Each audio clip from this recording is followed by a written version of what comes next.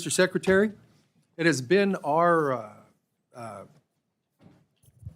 it's been our tradition to have the Secretary of Homeland Security appear before the committee about once a year on average. And so since it's been, I think, a year ago last May, since your predecessor was in front of the committee, and we're right in the middle of the fiscal year process for 2026. We are going to have we're going to have a little visit with you, as is the tradition.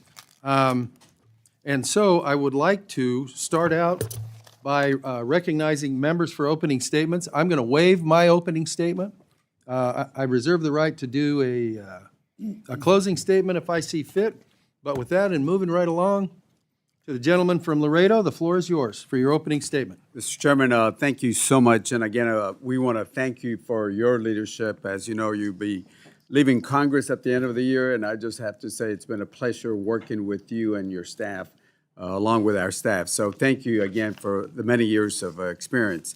I'd like to welcome the Secretary again. It was a pleasure talking to you yesterday, and the Deputy Secretary also, Mr. Edgar also, and we look forward for your testimony and the dialogue as we start here this morning. You know, there's many issues that we want to talk about, but before I get started, I like to take this time to acknowledge the bravery of a Border Patrol agent, Alex Medellin, who, while he was off duty, he responded to a fatal plane crash in Laredo, Texas. On June 16th, he joined first responders and Good Samaritans to rescue people from the flames of a airplane that crashed there in Laredo. I understand that his bravery is a reflection of the courage and the commitment of those that serve not only Laredo, but all across the nation. But I just wanted to say thank you for that individual, that Border Patrol agent. As I move forward, we certainly want to look at hearings that we've had in the past, and I think it's we know the work that Homeland does. It's critical to the national economic security, safeguarding physical and technological infrastructure and networks, and making sure that we counter the foreign threats. And again, I appreciate all the work, and we understand the way threats have been evolving and the way this committee has been working with your department. Let me start off with the $260 billion from reconciliation. Despite the efforts of the chairman and myself, we try to finalize the funding for all of DHS in fiscal year 2026. We tried, didn't get to that, but we do know that there was a reconciliation that added $260 billion to the department. I'm a big supporter of the department, but I'm a big supporter of Article 1 of the Constitution. And that $260 billion it's more than 4 times that Congress usually allocates to the department in one fiscal year, not including the disaster relief fund. These funds were never considered by the members of this subcommittee, nor did the reconciliation include a single safeguard to keep the funding accountable to the taxpayer. That should concern every member of this appropriations panel. The power of the purse and the duty of oversight are inseparable, not because Congress is entitled to this authority, but because the American people deserve accountability. We attempted during the markup to add additional oversight to the reconciliation through various amendments, but we were not able to do that. We did have a few of those amendments that were put in the chairman's mark, and I certainly want to thank the chairman for adding some of that. A lot of the language that we were trying to add had been there for many, many, many years, but were lost when the Border Patrol and the ICE were removed from the FY26. And I'm a big supporter of ICE, of Border Patrol, but I want to see those safeguards. And they've been common sense measures like reporting deaths in federal custodies, minimum standards for detention contracts, partnership agreements, and certainly protections, as we talked yesterday about the Riverland in my district. I do want to say that I am thankful to the chairman because he did reserve some of those protections in the chairman's mark, and I certainly want to say thank you for that. I believe in strong border security, but it's got to be more than fiscal barriers, especially to the border communities where we've had historical lows. I think the numbers have gone down by 96%, and I congratulate all of y'all. I did not support open borders, and I do not support open borders. But again, we got to have the right measures at the border. And keep in mind, the numbers went down without a single foot of border wall being constructed, without a single foot of border wall constructed. In my opinion, it's something that I've advocated for many years. You got to have repercussions at the border. You can't slap people on their hands and say, come into bienvenidos a los Estados Unidos. You got to have repercussions at the border. And then at the same time, you got to work with our neighbors, Mexico and other countries. And again, numbers went down. I believe that your numbers are at 96% without a single foot of border wall. But again, we got to look at what's important, and technology, intelligence, well-trained personnel. I think we have reached 21,000, almost 21,500 Border Patrol agents, which I support, and I supported funding for our Border Patrol. But we got to include our communities when we talk about border securities. The right policies matter. And as I mentioned, repercussions at the border for anybody that enters the border, the United States illegally, we got to have those repercussions. The reality is the $260 billion that we added, it's going to run out. It's going to run out in 3 years. And when we talk about hiring, the 21,500 Border Patrol agents, and as you know, the reconciliation added 3,000 agents to this, but at the end of this, we got to annualize their salaries. So again, we got a lot of issues that we certainly want to look at, and I look forward to asking some of the questions of Mr. Secretary.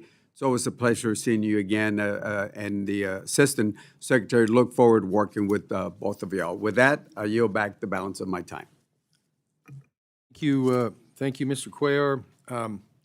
So I'm going to go to you now for questions. Shall I deduct a minute 44 from your questioning? No, sir. You should add an additional minute and a half. Thank you for your advice. I want to let the committee members know that we had a couple of ways to go with this, and so I thought it would be, especially with what's going on or not going on the floor, or that we don't know for sure what's going on the floor. We're not going to do 2 rounds of questioning, but Mr. Guest, would you like to come grab your seat? Or are you sitting by the door for reasons the rest of us should know about? If there's a problem, we'd like to go too, but anyhow. So we're going to do 1 round of 8 minutes per person to allow you, since it's been over a year, to allow everybody to have a good shot at having a discussion with the Secretary, but that's it, 1 of 8. And so, and I am going to attempt to be fairly disciplined about the 8 minutes. But with that said, we're going to turn right around. Oh, yeah, that's right. Mr. Secretary, would you like to do an opening statement?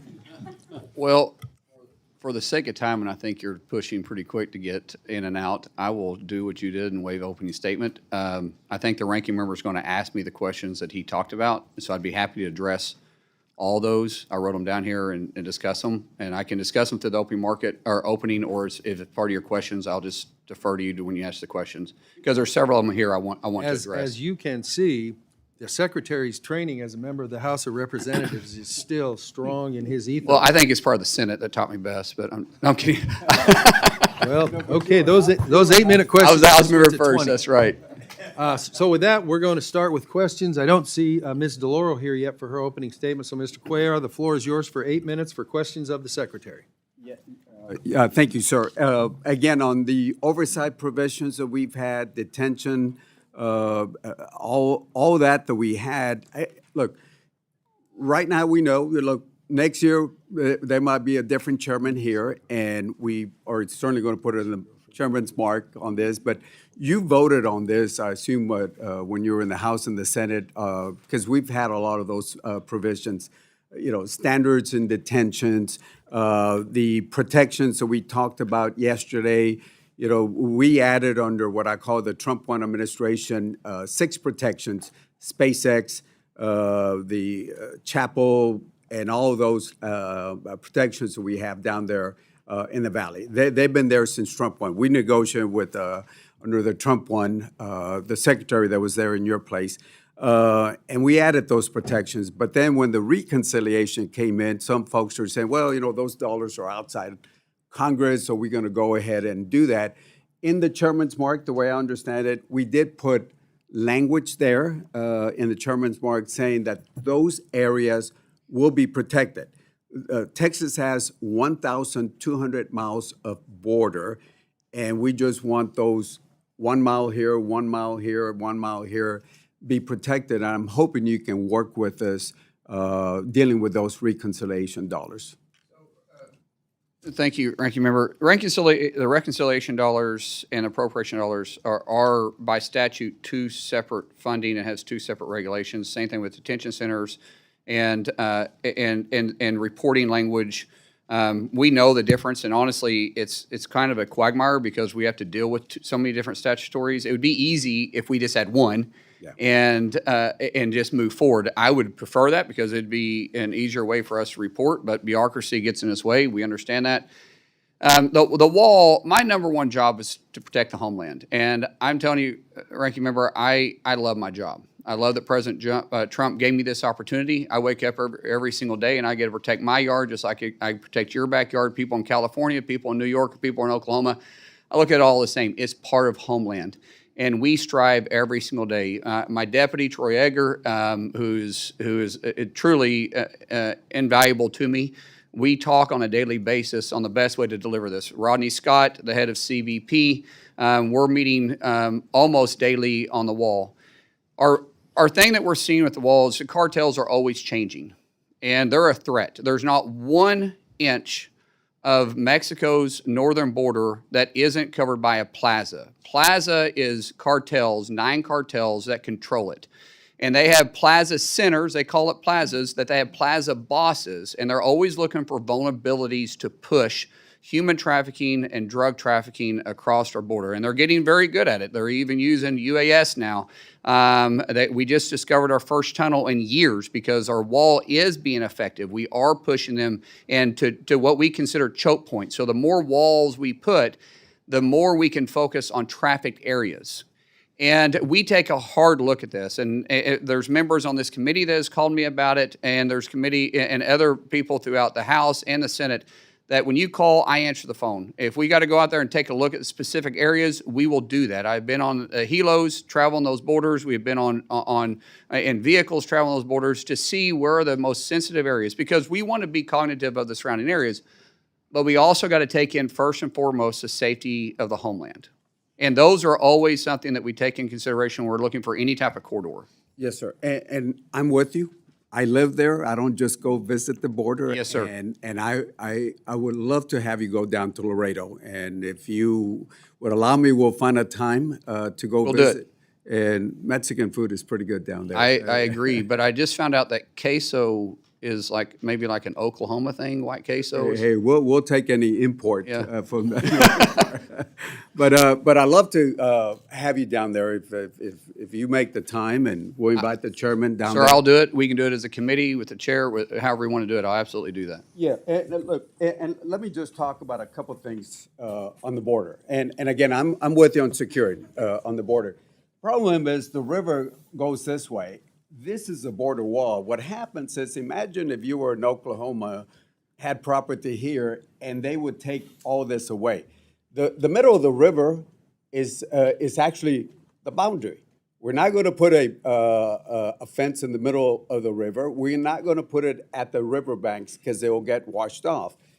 The thing is, this is the where they put the actual fence at. If you look at it, and I've taken planes just following down here with Michael McCall. This is the way the river is, and when you put a fence over here, you're just taking things away from property that's been there. Laredo, for example, was built in 1755, a little older than our country, and all we want is go down there, let's look at the best way to provide security down there. And that's all we're asking when you go down there is just sit down with the folks there. We're patriots down there. We've been around for a long time. We live there. We just want you to come down and sit and spend a little bit of time with us there. Ranking Member, actually, the deputy just got back from there yesterday. He spent a day and a half down there. The issue that we run into is the people look at the river as being the exact location of the border. It's not. The river is moved. And when we're talking about putting a barrier, we fought this in Trump 45 when we first started looking at surveying this. And the question was, do we follow what we consider the natural barrier is the river, or what actually the lines were when we draw them, back 200 years ago? It was because of some of the court rulings, it came to that we have to look at where our actual border is, and that goes back to the Roosevelt line. So when we start looking at the Roosevelt line is where we try to put it at. And there's some circumstances where we can't always run the Roosevelt line, but where we can, we do. But that's where we try to run is our true border line. Right. And we have fences down there in the valley, with the exceptions of those 6 exemptions that I talked about. There's our numbers from Border Patrol. Even with the fences, look at the heat maps. You still have people addressing. And if you ask any Border Patrol chief, I haven't asked this Border Patrol, but I've asked Border Patrol chiefs from Bush 1 all the way up to except for this current one. And I've asked them, how long does a border fence slow down somebody? And they have always said from a few seconds to a few minutes. So again, I'm for border security. I got about 20 seconds left because I'm going to make sure we follow this. But look, we can talk about it. I'm for border security. You're for borders. All I ask you is go down there. I understand Tom Homeland was down there also in Laredo. Appreciate notifications before instead of hearing that from my mayor and other folks. But I ask you to go down there and spend a little bit of time with our communities. We will do that, and we are addressing the primary wall. That's why we're putting in the wall system now, which is called the secondary wall too, because the cartels have been exposing it. We're putting in smart fences, which allows us to respond when they're tampering with the wall. The second wall, which is a primary wall, which will still be within our footprint, we're constructing it sometimes at the same time. Partly, we're going to have to come back and do it, but we'll all have it done before President Trump is out of office. We'll have the complete primary and secondary wall done. And that gives us time when they cut the fence, we can react because they're doing it in very rural areas. We can react before they can get past the secondary wall. And we know how many we're dealing with. Plus, we're using UAS now to put up with heat sensors to be able to track them and see what we're dealing with. So you're absolutely correct. The cartels have got really good, but that's what they do. They're criminals. And so every time you do something, they try to figure out a way to get around it. And we're going to defeat them at every turn. My time is up. Thank you. By the way, according to FBI statistics, Laredo is the safest city in Texas. Thank you. Look forward to seeing you in Laredo. Thank you, Mr. Ranking Member. Next, we're going to go to the gentleman from Florida, Mr. Rutherford. The floor is yours for 8 minutes. Thank you, Mr. Chairman. Mr. Secretary, it's great to see you, particularly in this position as a former law enforcement officer myself. It's great to have somebody in there that understands law and order. We wouldn't need the wall, like he said, if every administration would enforce the current law as it is, but they won't. And so we need this wall. The first one is an impediment. The second one gives you time to get there, and great plan. I want to speak a little bit about organized retail crime and cargo theft, because they are no longer isolated property crimes. They are sophisticated, they are interstate, and they are often transnational criminal enterprises that threaten the integrity of the U.S. supply chain. They impose higher costs on consumers and generate illicit proceeds that support these cartels who are running these things and other criminal enterprises. I would also mention that these are the non-domiciled CDL drivers that are killing our American public out on our roadways because they don't know how to drive. Last month, the House overwhelmingly passed the Combating Organized Retail Crime Act, CORCA. This committee also passed the FY27 Homeland Security Appropriations Bill, which we included language in that bill for the $4 million to establish the Organized Retail and Supply Chain Crime Center that would be created through CORCA. So we're funding it in advance, hoping that the Senate will do the right thing. We have to start fighting these cartels who are absolutely taking over our trucking industry. First, I'd like to know, would you agree that combating cargo theft and this organized crime is imperative to our national security? And from a Homeland Security perspective, how important is it that Congress provides DHS with the tools and statutory direction that CORCA gives to treat organized retail crime and supply chain crime truly as a national security threat? Thank you, Sheriff or Congressman, for the, I've called you Sheriff so Sheriff, long. please. Yes, okay. Yeah. Sheriff, thank you for that question. It is something that we're seeing organized crime expanding into. Unfortunately, underneath the Biden administration, they had 4 years to build a network because there was just no enforcement on this. The Trump administration has had a zero policy, and we're kicking all the networks. We're going from the cities on down to the borders. That's part of the president's enforcement and going by city because they do have networks there. And what we're seeing is cartels and other organizations that are, because of the drugs that we are having a strong effect on, because of the human trafficking that we have taken away from the borders, from the ability to traffic humans and across, they're moving more towards the retail theft. There's been a kind of hands-off policy. We're seeing this really bad in sanctuary cities. We're seeing as CDLs drivers that they're not required to have the same amount of training or hours in a truck or months or years of service. They can just simply switch their DOT number out and move right on.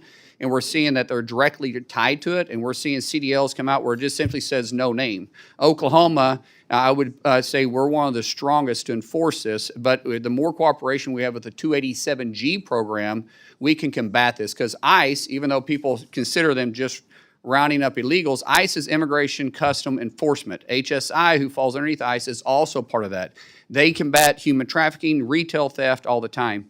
For Congress to convey their interest in this, we have the authorities already to do it, but to convey it helps us get more cooperation from sanctuary states and sanctuary cities saying that this is different. Because when you have these sanctuary governors and sanctuary mayors that go out and say you cannot cooperate at all with ICE, right. What they're doing is at the same time saying you can't cooperate not just with immigration, but with other investigations that ICE does, which is much more than that. And so it really handcuffs us from being able to do it. So what we're doing is we're hitting all the red states, we're hitting the blue states that will cooperate with us, but we're just pushing them then into these high sanctuary cities, which is why you're seeing retail leave on a constant basis, which is not good for the economy. It's not good for anybody to do that. So the more you guys can help us and convey your interest, especially, this should be a bipartisan issue. This be something that no one is looking at this as a blue or red issue. This is across the state, because when we lose a pharmacy, or you lose a grocery store, or you lose a mom and pop shop, or you lose a jewelry store because they're getting robbed to death, literally, and no one's enforcing it, that's not good for anybody. That affects all your all's constituents. I almost said all of ours, but I guess they're all your guys' constituents now.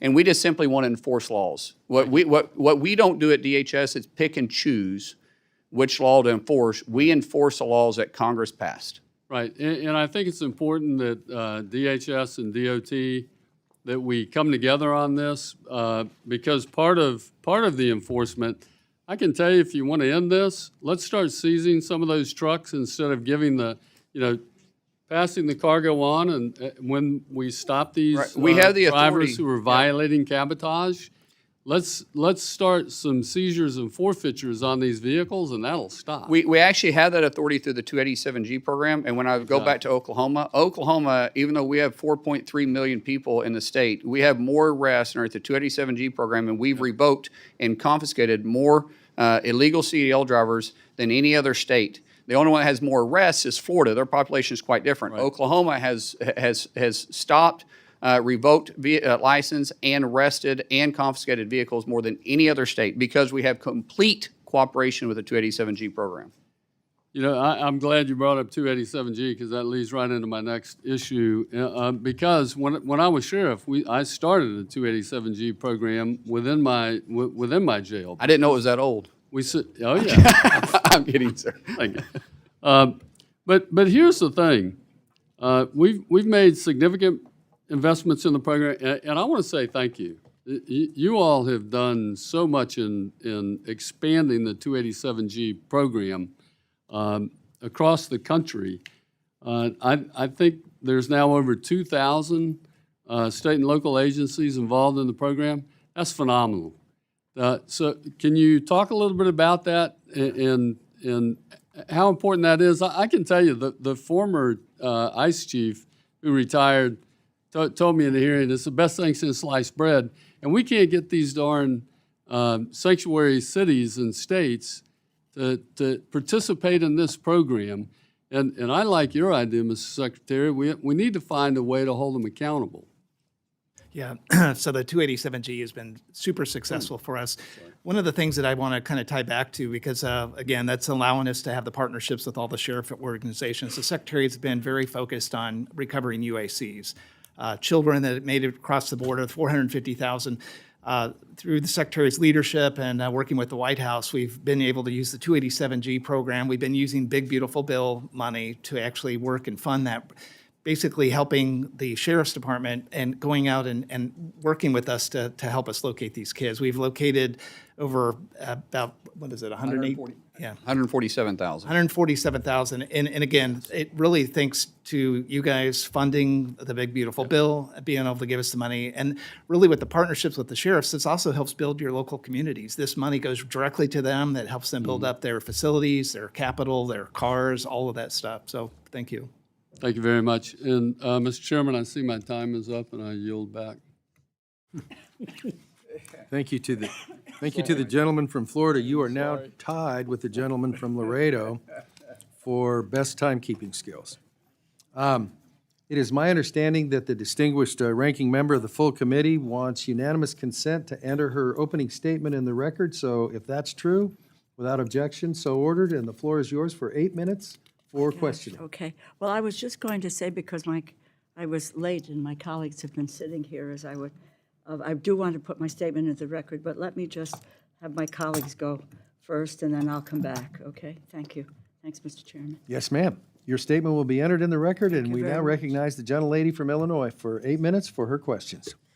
Secretary Mullin, I want to discuss FEMA's denial of disaster assistance for families in Illinois. You and I both come from communities that deal with tornadoes. Just last week, northern Illinois was under a tornado watch as severe storms swept through the region, downing trees, disrupting flights in and out of Chicago, and leaving thousands without power. And between August 16th and 19th of last year, severe thunderstorms, extreme rainfall, flooding, and damaging winds impacted communities across northern Illinois. Homes were damaged, roads were flooded, power lines were downed, and families suffered significant losses. Illinois requested a major disaster declaration that included individual assistance, which helps affected families pay for home repairs, property losses, childcare, temporary housing, moving assistance, moving expenses, and recovery costs. FEMA denied Illinois' request in October. Illinois appealed in November. Then on February 7th, 2026, FEMA denied the appeal and reaffirmed its decision. Unfortunately, Illinois is not alone. Since President Trump took office, the number of disaster declarations approved has been 30% lower than the historical average. And there's reason to be concerned that they're being politicized. An analysis from March of this year found that FEMA approved just 23% of disaster requests from Democratic-led states compared to 89% from Republican-led states. Don't get me wrong. Concerns about FEMA's response are coming from both sides of the aisle. including from your former Republican colleagues in the Senate. This should not be a partisan issue. Americans expect timely disaster assistance decisions that follow the law, not politics. What makes this even harder to understand is that Republicans have provided DHS with tens of billions of dollars through reconciliation funding twice on top of annual appropriations. Your department has repeatedly stated that this funding could support operations for years, yet families in my district were told there was no assistance or funds available to help them recover. On top of that, this committee does not have a comprehensive spend plan explaining how these funds are being used, despite my repeated requests over the last several months. Secretary Mullin, will you commit to a member-level meeting with my colleagues and I to discuss why Illinois' disaster declaration was denied and to see how we can support my constituents? Ma'am, we haven't denied anybody a meeting with us. If you reach out, we'll meet with you, just as long as, and we'll do it in a timely fashion, maybe not the next day, but we'll get to it as soon as possible. But I do want to address, if you don't mind, what you talked about here on politicizing it, because I don't. I actually don't want to talk about politicizing Well, but it. if I want to meet with you to But I discuss mean, this in but you depth. made some This is my accusations time, here Mr. about Chairman. President Trump that's actually not accurate, because Mr. Chairman, if you're going to make accusations, though, you have to let us Chairman, respond back to them. reclaiming my time, Mr. Chairman. Okay, so you're lying about Mr. it then, Chairman, because you don't want to hear the truth. Mr. Chairman, this week, President Trump's Mr. nominee. Secretary, the record will reflect that you have agreed to meet with the lady and her folks, and since I'm trying to keep people in 8 minutes, please proceed. Thank you. This week, President Trump's nominee to head FEMA, Cameron Hamilton, appeared before the Senate Homeland Security and Government Affairs Committee and pledged that FEMA would be fair and reasonable when evaluating requests for disaster aid. Secretary Mullin, will you make the same commitment as Mr. Hamilton to evaluate disaster requests fairly, reasonably, and without regard to politics? Yes or no? It's interesting that you won't allow me to answer those questions. I can explain it to you, because I don't look at states different between blue or red. I look at them across the country as a whole. Thank If you actually want to know what we're doing, I'll be happy to, so you're not worried about this. I don't look at this any different, ma'am, and I'm not here to argue with you. I'm not here to fight with you. I like facts. Great. Accusations doesn't help anybody. I appreciate The more that you're informed, the commitment, better you know, and I because will you're hold saying you some to stuff that that's not true. commitment. And I hope that Illinois receives the same fair consideration as any other state.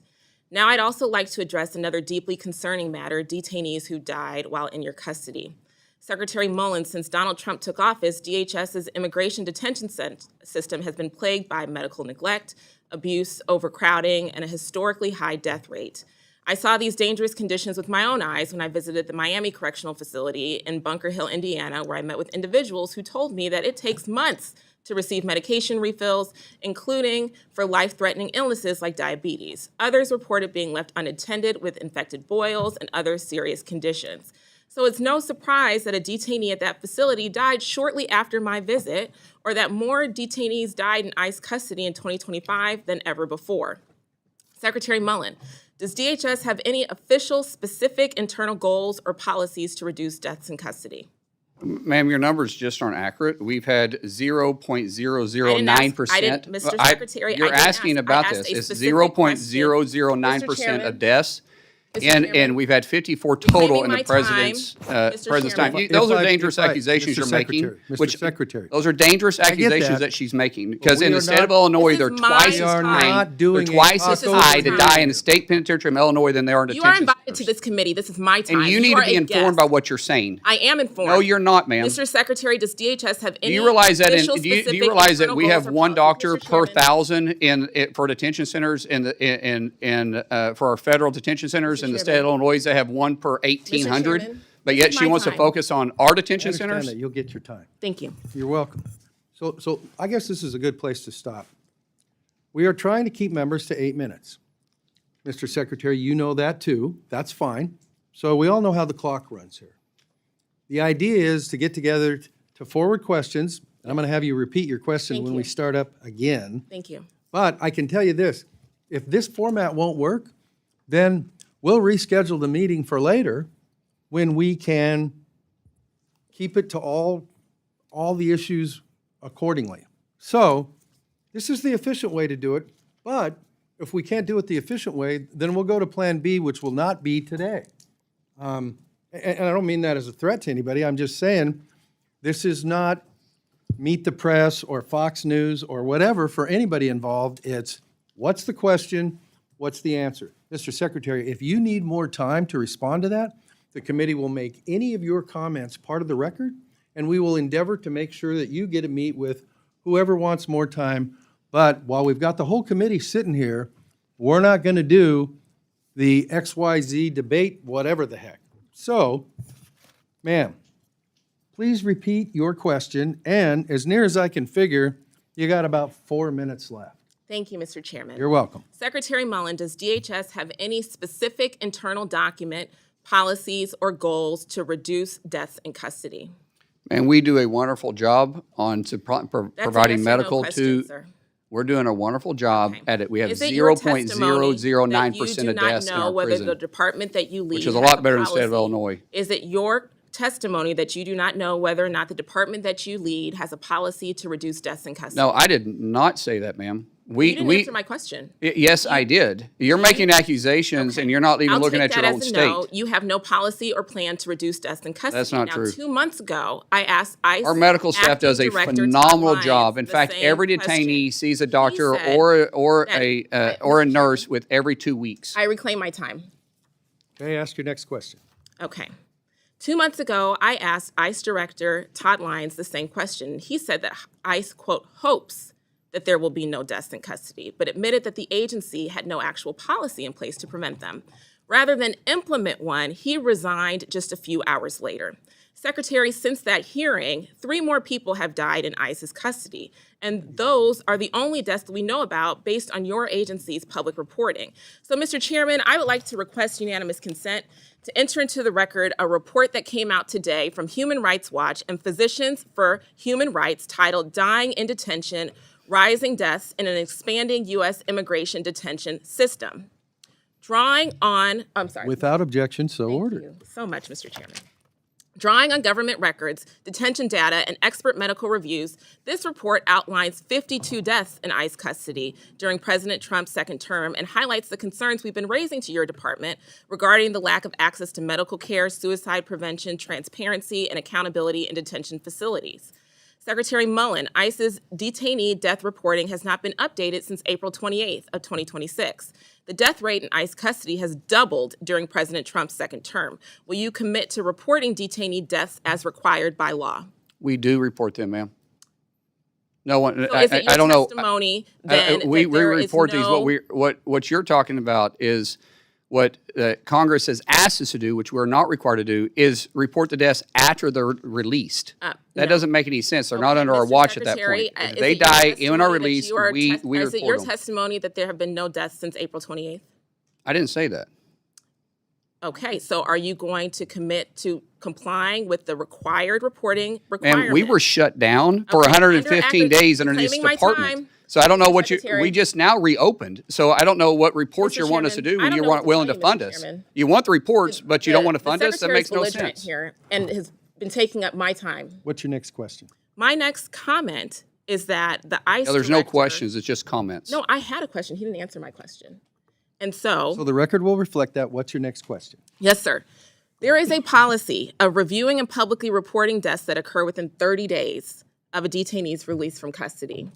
And that policy existed to prevent ICE from avoiding accountability by releasing seriously ill people shortly before they die. And as a nurse, I find this deeply troubling change in their reporting posture. Families deserve answers, and Congress should be able to conduct oversight, and the American people should have confidence that deaths connected to federal detention are not being hidden through administrative loopholes or filibustering. Transparency is not optional. There are laws and reporting requirements, and if this administration is unwilling to account for what happens to people in its custody, then it's Congress's role to question whether it deserves more authority, more detention capacity, or any additional cent from the American people. Mr. Chairman, thank you for letting me finish my comments, and I yield back. Thank you. You have been much more timely than a couple of your predecessors on either side of the aisle, and I appreciate that. Mr. Shreve, you were here first. Are you having a good time so far? The floor is yours for 8 minutes for questioning. Thank you, Mr. Chairman. I have been interested by the chippy discussion this morning, and the subject is important. I appreciate this opportunity to put some questions to our Secretary. Mr. Secretary, thank you for being with us. Saw you in Indianapolis not too terribly long ago when you came in with Senator Young. So congratulations on the new work. I want to use my time to focus on some practical issues that matter to my home state. The subjects are roadway safety, trade processing, and counter drone readiness. And so if I could start with roadway safety, Sheriff Rutherford spoke in this lane to some degree, but Indiana, like Texas and other states, specifically suffered 2 crashes recently involving individuals that were unlawfully present in the U.S. operating commercial vehicles. 5 Hoosiers were killed. These tragedies expose a weakness in our federal verification system. In both cases, the drivers were able to obtain or to maintain CDL's commercial driving privileges because the DHS SAVE system did not accurately reflect their immigration status. That's why I introduced the Verify Act. The purpose is pretty straightforward. It modernizes SAVE to make sure states have accurate, timely immigration information before issuing or renewing licenses to people that can plow an 80,000-pound rig up and down our highways. Hoosier families, like families across our country, deserve confidence that this federal system is working, that the information is timely, and that ineligible drivers are not allowed to get behind the wheel of these big rigs. Mr. Secretary, how will the Verify Act help ensure that states can quickly timely identify illegal aliens before licenses are issued or renewed? And if I may append to that, what additional steps is DHS taking to ensure that CDLs meet all federal requirements that are already in place, sir? Well, Congressman, we work closely with Secretary Duffy with the Department of Transportation to do this. That obviously falls underneath his committee, and but we do find them on the road when we're enforcing 287G, and when we do, we report it to him. So when we're doing road enforcement, we work hand in hand with the Department of Transportation. When it actually comes to the license being sent out, we can investigate them if they're being done illegally. The standards that is set for federal, not state CDLs, but federal, so if you're crossing state lines, or interstate versus intrastate. When that happens, we are constantly in communication with other agencies as well. So some of this stuff, especially if it's negligent, we can work closely with the FBI if we feel like it's organized crime, to which the sheriff referred to a while ago. When we're talking about unlawful CDLs that are issued for international or for intrastate, not just interstate, then we also work closely with the Department of Transportation. We go after the illegals that shouldn't ever have the documentations to begin with. So when we find the documentations, we work with that. And Congressman, can I ask you to do me a favor and let me respond to Ms. Underwood, since she wouldn't, so I can point out some of the hypocrisy between the federal detention centers, but yet most Democrats don't pay attention to their own correctional facilities, because we see this quite common in our state. So just some facts here. Illinois has failed in 29 of their facilities to have adequate medical or dental care. That's from their own state health inspectors. Illinois employs 16 full-time physicians for 29 facilities across the state. We're 1 for 1. Every detention center has a doctor put on staff. Illinois has a quarter of their facilities that don't even have a medical director. 60% of their nursing positions are vacant right now. By the way, this isn't the state of Illinois. They have 1 doctor per 1,875 detainees. We have 1 per 1,000. Plus, we have nurse anestheticists that offset much of it. Illinois' state correctional facility doesn't. So I would suggest that maybe our Democrats should look at their own backyard and look at their actual constituent base. We have people in our detention centers that enter this country illegally, and we're trying to get them off our streets because 1 death at the hand of an illegal is 100% preventable. And they shouldn't be in this country if they didn't come here legally. All right. Well, I was glad to offer you that time to respond to my colleague from Illinois and then back to Indiana.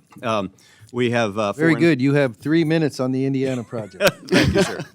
Mr. Secretary, Indianapolis is not only my home, but it's home to the second largest FedEx air hub. And the subject of foreign trade zones matters much to distribution-based economies such as that which we have in Indiana, the crossroads of America.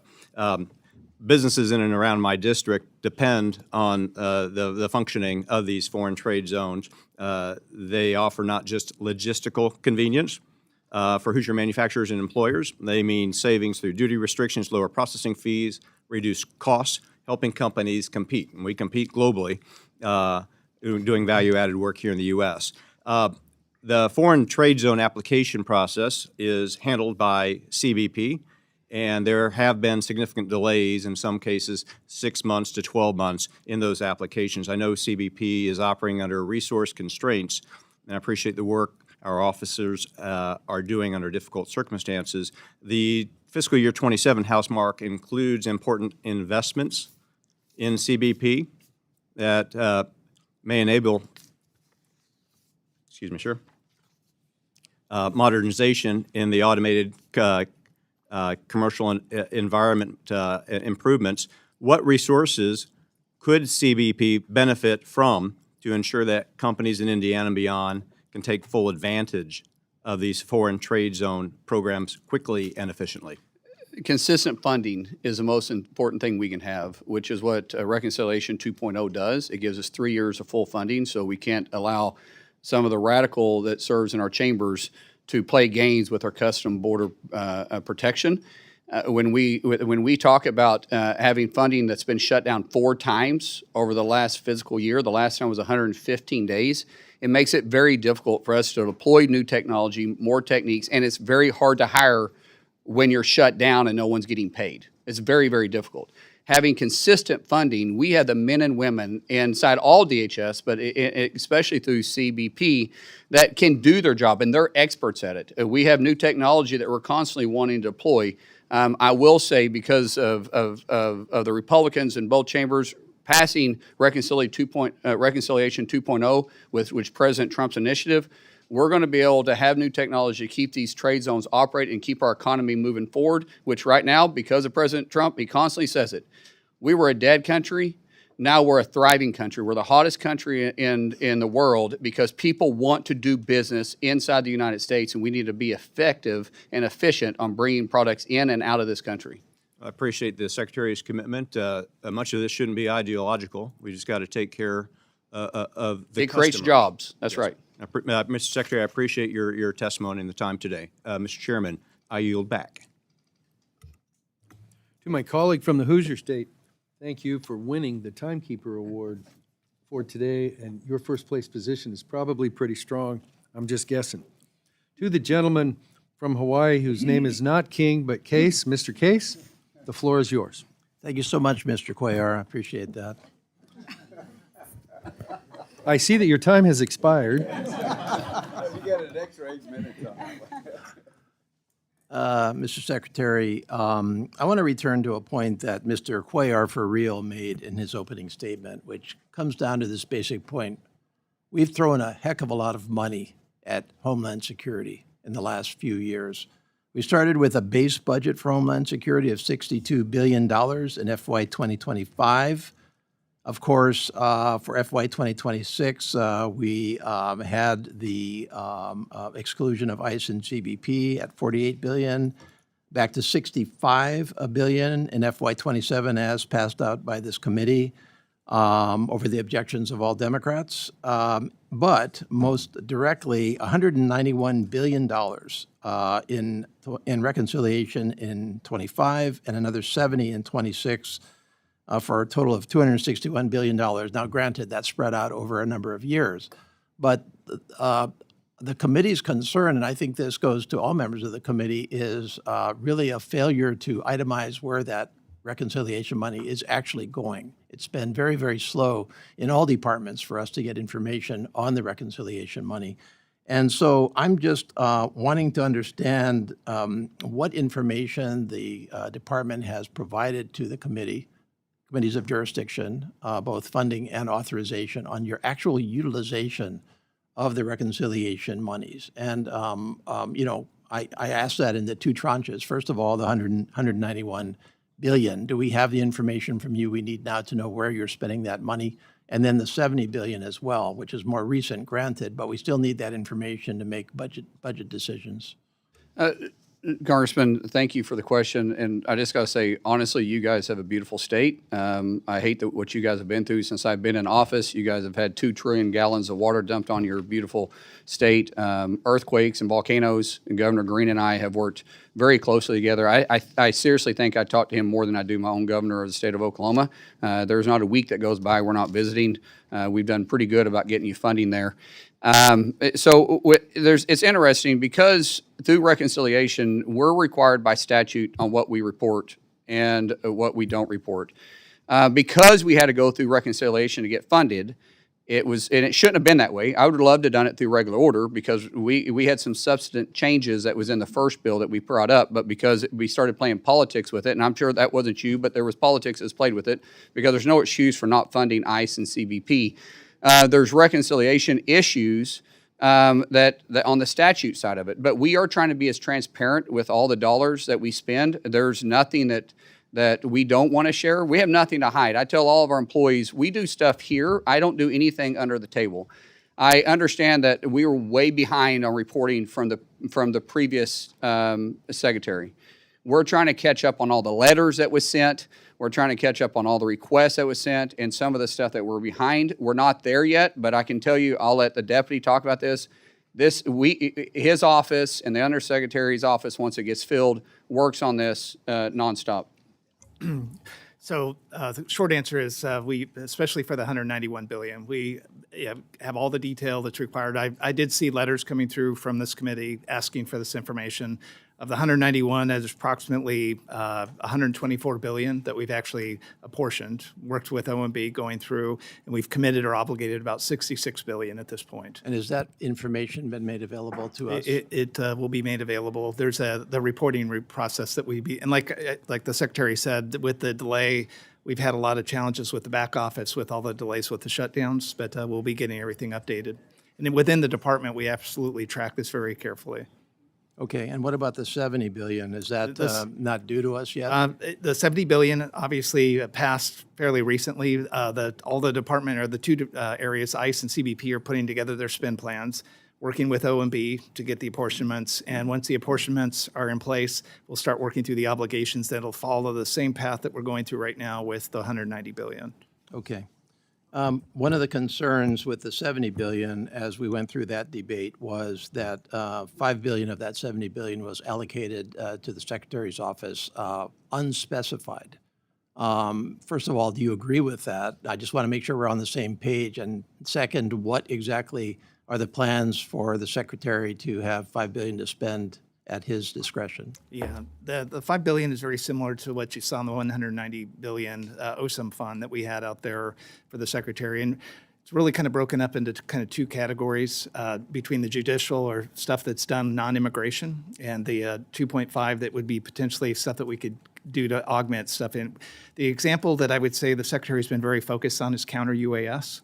So this type of money outside of a program of record allows the Secretary the flexibility to whether, where we're only spending $40 to $60 million a year, he can go all in, set up a task force and put in, up to probably 500 to 600 million at his discretion. And we're also doing 3.5 billion is going to ice cutters. We had 1 ice cutter. President Trump's initiative is get us up to actually get to 50, but we're doing 11. We're buying some of that through Section 90007, which is the Secretary's fund, replenishing some of it with the $5 billion out of this Reconciliation 2.0.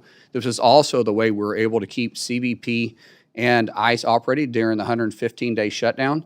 And then the counter UAS, we're vulnerable, extremely vulnerable, and it was it was made more apparent during our preparation for FIFA. So for the first time in history, we have all 11 stadiums covered with counter UAS. That's never happened before. In fact, none of these stadiums even had counter UAS. So this funding, because there's no line item for counter UAS in our budget, we were able to use this funding, which is a lot because we got to work with local partners and we also got to reimburse certain agencies too. So this gives us the ability to flex when we need to because of the new threats that are facing the Homeland every single day that isn't always line item. Okay, thank you. I think we all want the information on how you're spending that money very transparently. I appreciate your comment on transparency. And by the way, I don't want to let your comment on FEMA's help to Hawaii go undiscussed. We have, in fact, had major challenges, and FEMA has been very, very good. And in prior hearings with your predecessor, I commented in particular that what appeared to be a vendetta against FEMA was completely uncalled for, given what FEMA has actually done for Hawaii on the ground with 3 straight disasters in the last couple of years. So appreciate your partnership on that. Governor Green has been very helpful in this because the way he reports to us when some governors don't, his accountability, what he says, what he gets reports in a timely manner, the way he communicates is the key to getting this done. I'm texting him as we speak to say that you're saying nice things about him. So No, don't say it. Don't publish it. I hope that doesn't on. well, this is published. My time is about to expire, and I'm not going to incur Mr. Cuellar's wrath. And so I'm going to list some questions for rhetorical purposes. Why does the Coast Guard need $2 billion more in the supplemental, which was submitted yesterday, number one? Will you reverse course on the cuts to CISA, which I think are penny wise and pound foolish? How much do you actually, I'm going to stop right there because I'm over time. I don't want to get in trouble. Can I answer those real quick? I can do it real quick. So, No, Mr. Secretary, I can make it easy for you. I am going to yield Mr. King, who some know as Mr. Case, 2 minutes of my questioning time for you to answer those 2 questions. well, it won't take me 2 minutes. So the $2 billion supplement fund that we sent back, we've had a tremendous amount of more expense because of the threats that are facing us with the actions in Iran. Plus the narco boats that we're having in, those weren't there. The president has put a tremendous amount of emphasis on putting new cutters on the water and utilizing the Coast Guard in a way that hasn't been used before. That comes with manning power too. And so the $2 billion to stand up to meet the force needs of us moving forward, and also on some reimbursement costs that we incurred during the shutdown. So while we were shut down, DOW was paying our fuel bill. Because we still had missions. Our international waters, it wasn't, they weren't patrolling themselves.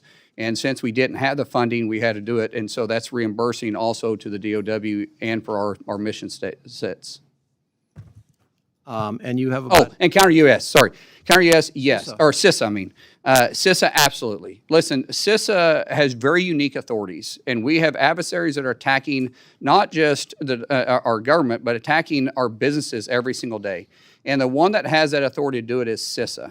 It probably got a bad rap because it wasn't utilizing its authority. It was politicized for a little bit. We're hiring the best people. We're bringing in a director for CISA. We want to stand it up and be not just average. We want to be the go person for cybersecurity in the nation. That's our focus. That means we're going to hire back up. We are about half staffed what we need to be. Do we need to hire everybody back? No. Do we need to hire about 600 people back? Yes, but I don't want to put bodies in position. I want to put the talented individuals that know what they're doing and have partnerships with our state and local officials. thank you. Thank you very much for your forbearance, Mr. Chair. Mr. Cuellar, thank you for helping out your colleague from Hawaii on getting those questions answered. And we're going to go now to Mr. Guest, the gentleman from Mississippi. The floor is yours for 8 minutes. Thank you, Mr. Chairman. Mr. Secretary, thank you for being here. Thank you for your leadership. I want to start first with an issue that is a priority not only of mine personally, but also of my delegation. In May of this year, tornadoes hit South Mississippi, causing extensive damage. There is an outstanding FEMA disaster declaration. Now, I will say that it has been approved by your agency. Your agency has been extremely receptive. We have contacted FEMA, and I can say that they have provided all the information that we've requested, and you have done everything on your end and your agency's end to try to get Mississippi the needed relief. At this point, we are still waiting on that to be signed off by the White House. And so my request to you, Mr. Secretary, is if you would please press the White House to review the outstanding request for assistance because it is something that is extremely important to my home state of Mississippi. Ms. Secretary, thank you for the work that you've done in securing the World Cup. I know that we are now 2 weeks in, and it appears that the World Cup has been a great success for America. I have enjoyed watching videos of fans from across the world come to some of the 11 host cities across the country. Speaking of the reception that they've received, getting to experience American hospitality and getting to feel secure in the 11 different sites that you and local and state agencies are responsible for securing. You mentioned some of the challenges, the UAS, anti-drone, some of the challenges securing the stadiums themselves, and then some of the outer events that are occurring. And so as we are 2 weeks in, just kind of want to get your thoughts. I know we're not done. The mission is not complete. But I want to congratulate you, but I also want to get your thoughts as at this point, kind of give us an update on where we are 2 weeks into the FIFA World Cup. Thank you so much, Congressman.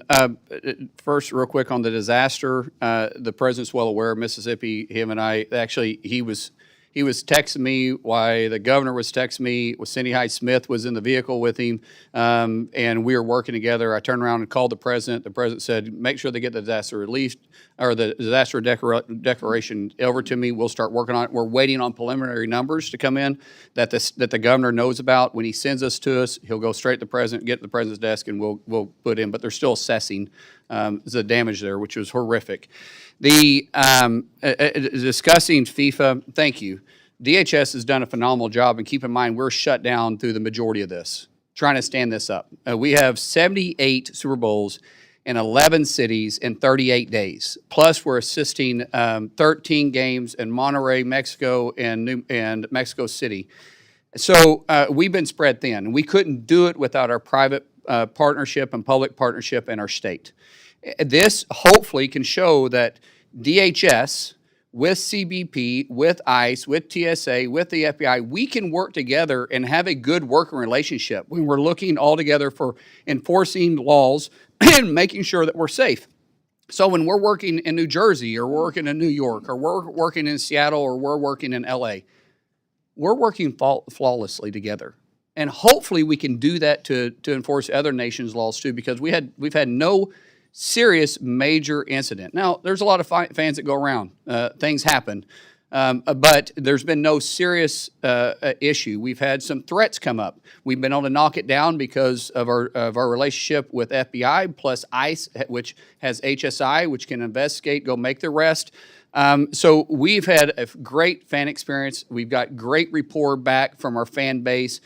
Even in the fan zones that they have set up for the fans to experience the games that can't get in, we've had a great time. We do have a tremendous amount of counterfeiting. We're starting to see more human trafficking come in place. Just in Dallas last week, we rescued 4 kids and 1 adult female, arrested over 90 people that was involved in that human trafficking ring. We continue to push on that, but because of our great men, women in uniform, not just in DHS, which we have 80,000 badge officers inside DHS, but because of the state and local police and sheriff departments, we're able to say that we have a safe and secure area to which our fans can experience something. And I'm not a soccer fan. I've never been at a soccer game before until LA in our opening day on the 12th of June. I loved it. It's like becoming a NASCAR fan. Watching it on TV isn't as fun as being there in person. And being there in person was something to experience. And so now I find myself watching it all the time in evenings. I'm even going back through and speeding through games, and it's pretty exciting. Well, thank you, and again, the men and women that serve with you and our state and local partners for the great job that you're doing. Congressman, can I use your 30 seconds, 15 seconds of your time Please. real quick? I want to, there's been two things brought up about deaths inside of detention centers across the United States, right? Across all the detention centers in the United States, there's been 54 deaths, 54, which is one too many. I get it. We don't want any deaths, but it's 0.0009%. In the state of Illinois only in the last 12 months, and their 29 facilities, 170 deaths. I just want to again point out the hypocrisy from those that are against our detention centers, which aren't even paying attention to their own backyard in the facilities. And by the way, these numbers aren't unusual to state penitentiaries across these blue states. And thank you for the job that you do of providing quality health care to those people that are in detention under your watch. Want to switch and talk briefly about the border. I know Representative Cuellar talked a little bit about the importance. Again, thank you for the incredible job that you and your agency have done. The border is as secure as we've seen in our lifetime. We know that on the budget reconciliation bill that there was money for technology, not only wall construction, but technology. I am a huge fan of the autonomous towers that are there placed along the border. I believe that they serve as a force multiplier, that they allow agents to then perform other missions until they are notified of suspected breaches there along the border. I know that there was a first tranche of money that came out. There's scheduled to be a second awarding or second tranche of money for border security technology. Two questions. One is, can you tell me, if you know, Mr. Secretary, an anticipated timeline as to when those awards will be announced? And then the second part, and then I will let you answer and yield back, is as we look at investing in new systems, I would ask that you take into account the input of your rank and file officers who are there. Too many times it seems like that systems have been purchased, not just within DHS, but across the government, that don't necessarily advance the overall mission of the agency. We don't seek the input of those people who are there going to be operating the systems. And so I know I'm about over, but I wanted to give you a chance to answer those two questions before I yield back. Absolutely. The technology we put in place is technology of today. We don't want technology that we bought last year and it's outdated by the time it gets put in place. So the AI is a game changer. It is a force multiplier. These autonomous towers do allow us to have capabilities that we didn't have in the past, but they've also changed since we first deployed them last year. We're currently going through new testing, new requirements that we see that was holes and laps in the systems, and also greatly taking the input of the individuals that patrol the area and where we need to be paying attention to. Some of those areas just, it doesn't make any sense because they have too much traffic. So when you see it, you don't have time to react. Sometimes it's proximity to a road that we had put it there, and we're not necessarily aware of it because it's not a road that was on our maps, but it's a road that they use or a trail that they use that's well used. Our officers or agents that are on the ground, they know that, and so we're constantly starting to get feedback, having it deployed in better spaces, but changing the technology, and then be able to update in real time with the technology, kind of like we do our phone. Thank you, Mr. Chairman. I apologize for being over time, and I yield back. Apology accepted. The gentlelady from El Paso, the floor is yours for 8 minutes for questions. Thank you, Mr. Chairman. Mr. Secretary, Mr. Deputy Secretary, welcome. I am going to begin with the positive. First and foremost, thank you so much for the time you made for me and my team recently. It was a really great meeting, and I so appreciated your openness to hearing me out and hearing out the concerns that I brought to you. I also want to thank you because ICE Acting Director David Venturella came to El Paso and he exhibited the same openness. This is quite a turnaround from your predecessor and his predecessor. who I could not secure a meeting with, could not get an audience with, and it was incredibly frustrating. So I want to thank you for that. I also want to thank you. GSA just announced this week that the top 3 bidders for the Bridge of the Americas modernization project have been selected.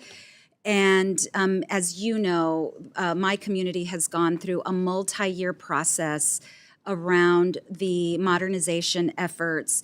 The vast majority of El Pasoans who participated in the process said, let's remove commercial traffic from the center of our city and let's move it to our other ports of entry that have capacity, and you've upheld that decision that had heavy input from CBP and the community. So it's great to see the progress, and I want to thank you for your support of that as well. There's a couple of issues I do want to raise with you here during my time, local issues. The first, and I had extensive conversations with Mr. Venturella about Camp East, Montana.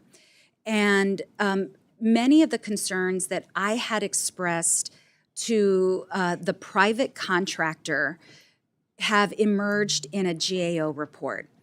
And it has been a very frustrating several months. I know we have a new contractor, for which I'm delighted, but so much of what I had sounded the alarm about really fell on deaf ears. And when I sound the alarm about issues that I'm seeing in my oversight visits, it's not to play gotcha, it's not to one-up anyone, it's to uphold the standards that I know we all agree should be upheld. And so I think it's really important that especially members who are sounding the alarm when there's a private contractor, that private contractor be held accountable by all of us. I'll give you a very quick example because I don't want to use too much of my time, but the medical as an example. And that medical contractor is still on site, by the way, at Camp East, Montana.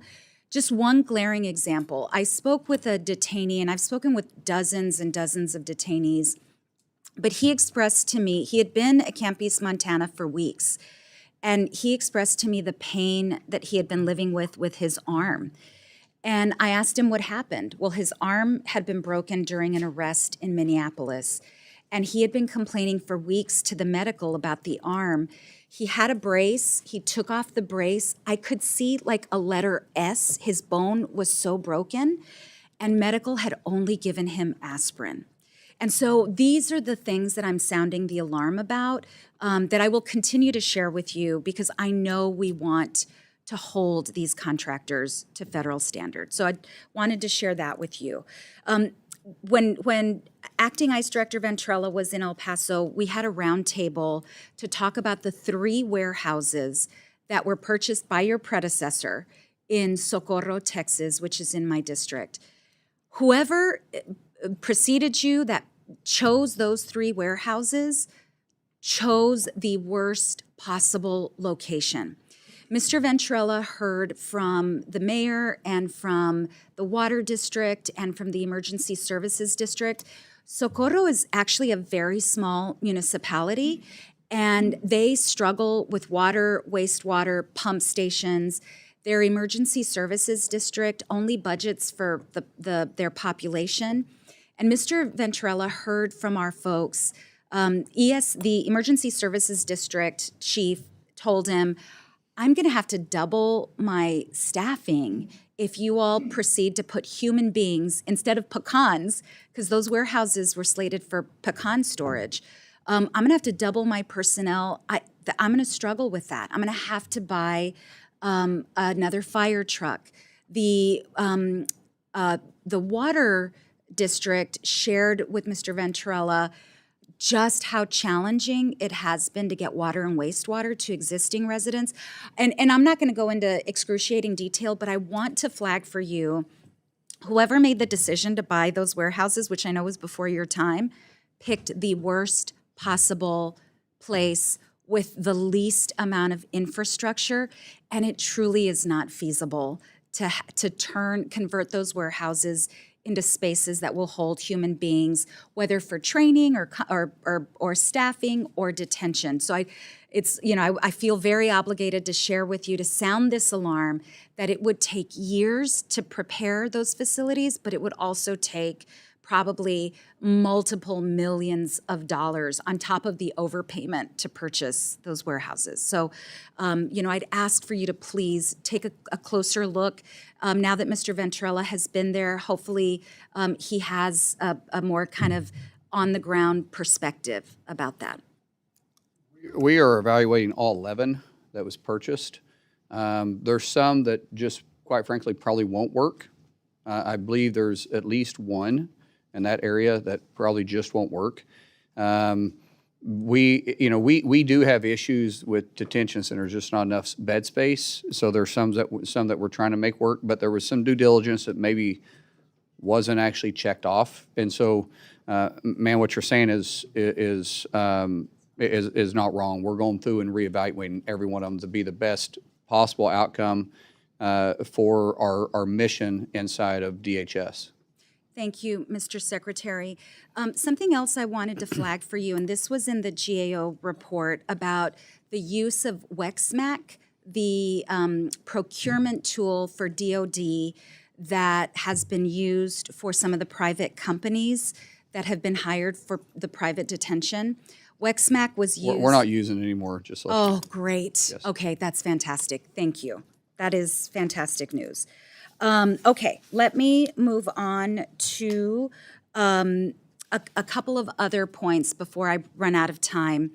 The ranking member mentioned sensitive spots along the border where we previously thought the wall would not be constructed. And I want to flag for you two that are of particular importance to my district. One is Mount Cristo Rey, which is actually in my neighboring colleague's district, Representative Gabe Vasquez, property owned by the Catholic Church. The decision to take the diocese to court to acquire some of that land has really caused incredible distress in the community. So I wanted to flag that for you, maybe for a future conversation. The other area, and this is way outside of my district, but a place near and dear to my heart and to my constituents' heart, Big Bend. And Big Bend, we have seen really a coalition of law enforcement, private property owners, ranchers, nature lovers come together to want to preserve and protect Big Bend. Big Bend, we only have like 2 miles now that we're going to put a physical barrier in. The rest of it will be smart fence, so there won't be a constant barrier across there. We're having to do it in the high traffic areas. We do study the high traffic areas, and so we've got that problem resolved. As far as the site which you're discussing, we have already worked on this. We have a gate that's going to be available for those that are trying to come in from Mexico side to be able to make the pillage to the site. The site itself will not be disrupted where the wall is going to be at.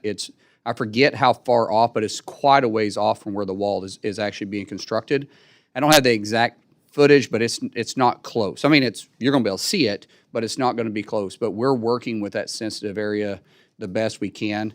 But we can't leave it open because it is a high traffic area. It is a visited site. So we do have to control the flow coming in and out so there's not criminal activity taking place at the same time. But we've worked closely with the senators in the area. We have been out there, visited the site, and it was one of the first areas that we had to work through other than Big Bend to come up with a second solution for it. Thank you. It's not perfect, but it is manageable. I would like to connect with your team just to get more specifics. Absolutely. If you don't mind. Absolutely. And Reach I know out I'm to us. way over time. I have other questions, but we will follow up. Thank you, Mr. Secretary. Thank you, Mr. Chairman. Yes, ma'am. Gentleman from Arizona, Mr. Siscomani, the floor is yours for 8 minutes. Thank you, Mr. Chairman, and thank you, Secretary, for being here. Both you and Deputy Secretary. I haven't seen you in the workout for a while. I was hoping you weren't going to bring that up today. It shows too, by the way. It shows. Okay, I will take that as a compliment. I'll tell. This is Mr. Siscomani, you now have 16 minutes to pick up. yes.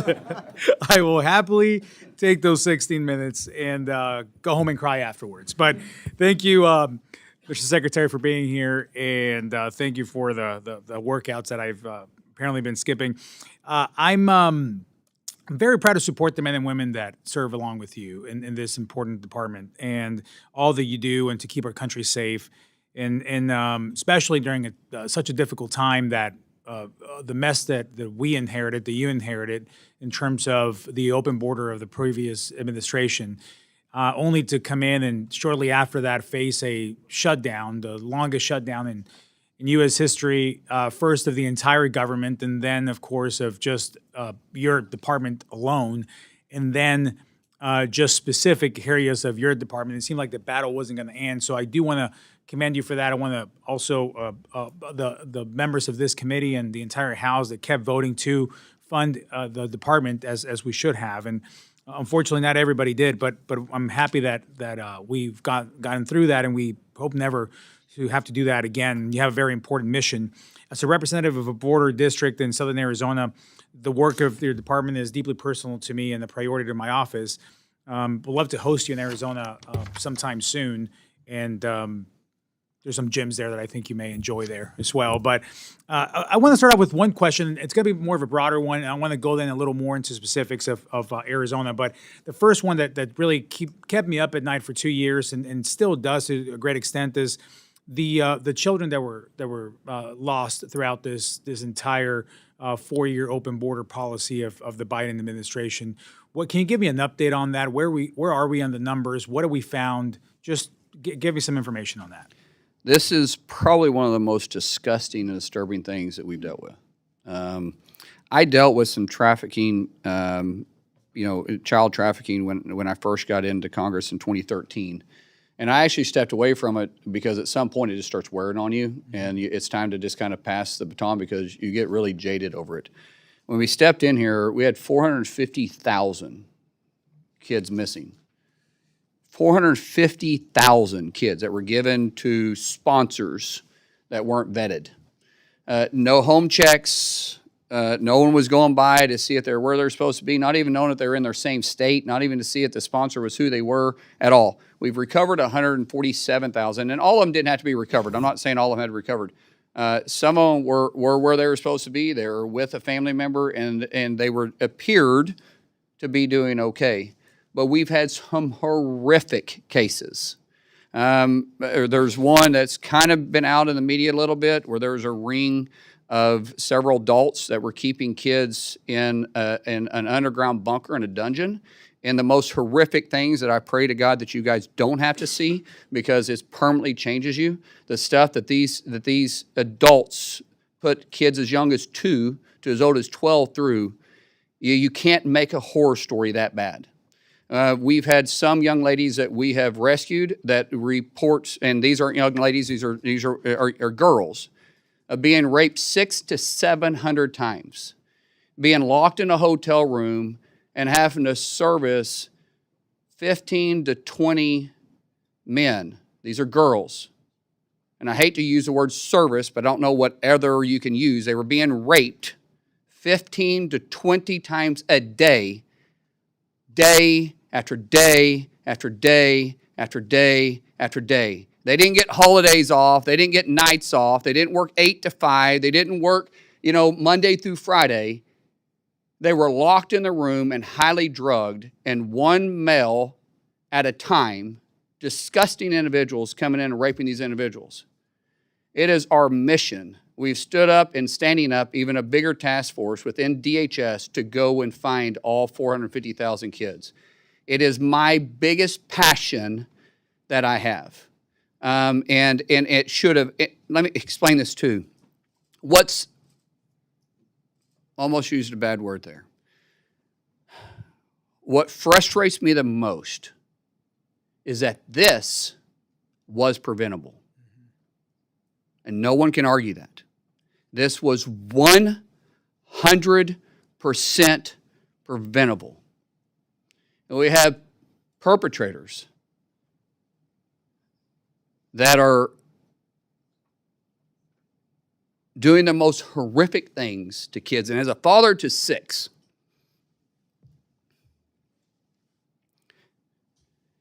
and 3 beautiful girls, when you see this, there's evil in the world.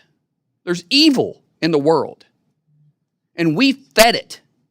The Biden administration fed it for 4 years and took the innocent that's in my little girls' eyes, the innocence that's in our kids' eyes, that we pray to God never has to deal with this, that innocent is permanently stolen. And we're trying to just restore some type of comfort to these young girls. But let me explain to you, young boys too. Unfortunately, we're seeing a rise of young boys being trafficked. And it just disturbs you. Well, I go back to my point. Clearly, you're passionate about this, and I understand why. I'm dad of 6 as well, 3 boys, 3 girls. So I know exactly where you're coming from on that. And I can only imagine what you've actually seen. You can't unsee that.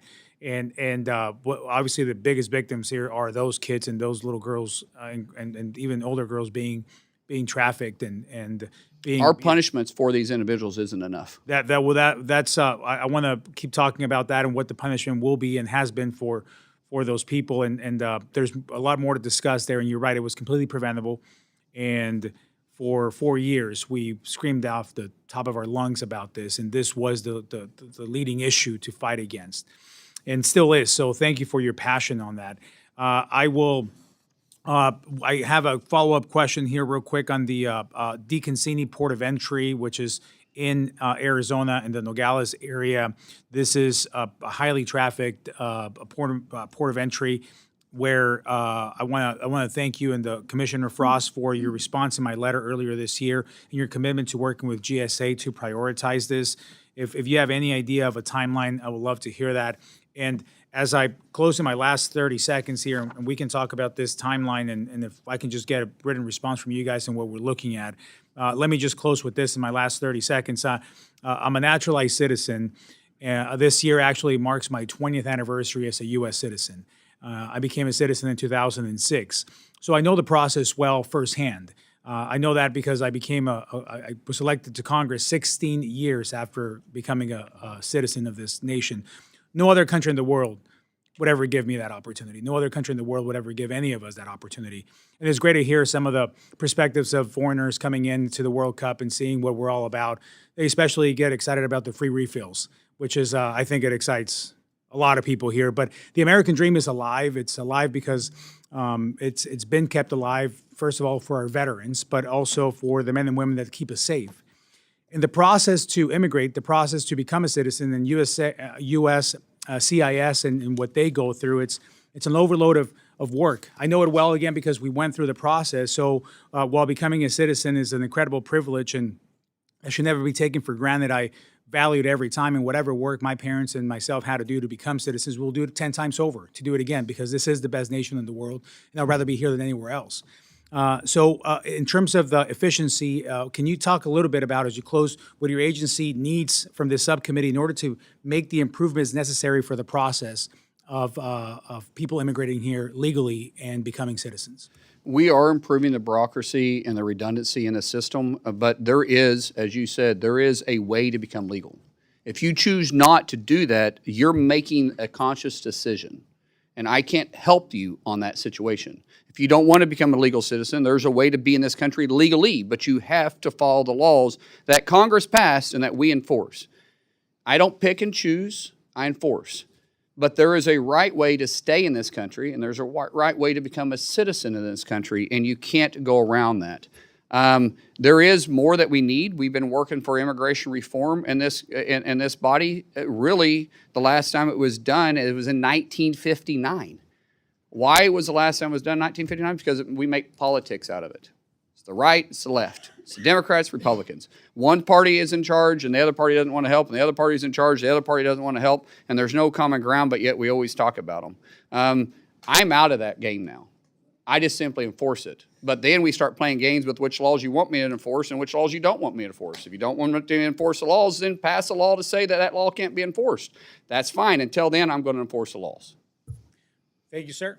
And see you in Arizona soon. Or Yes, we will make that. We'll make that happen. We'll put it on the list. Thank you, sir. Thank you. Mr. Chairman, now you're back. Thank you. We're going to have a committee remedial timekeeping class next week sometime for certain members of the committee. Sir, it's called a gavel. Well, actually, that's interesting talk coming from a guy from the Senate who hasn't done an appropriations bill since Christ was a corporal. I had that one coming, sir. Madam Ranking Member, the floor is yours. We'll pay no attention to the remediation session, Mr. Chairman. I do appreciate, Mr. Secretary, your concern about the lost children, but I also want to remind people that let's not forget what was a Trump administration policy initiated by Stephen Miller, which was to let us separate children from their families at the border, because this would be a way to curtail or to stop immigration. Separating children from their families, how to hurt them the most. I asked and had a phone conversation with Secretary Azar at the time.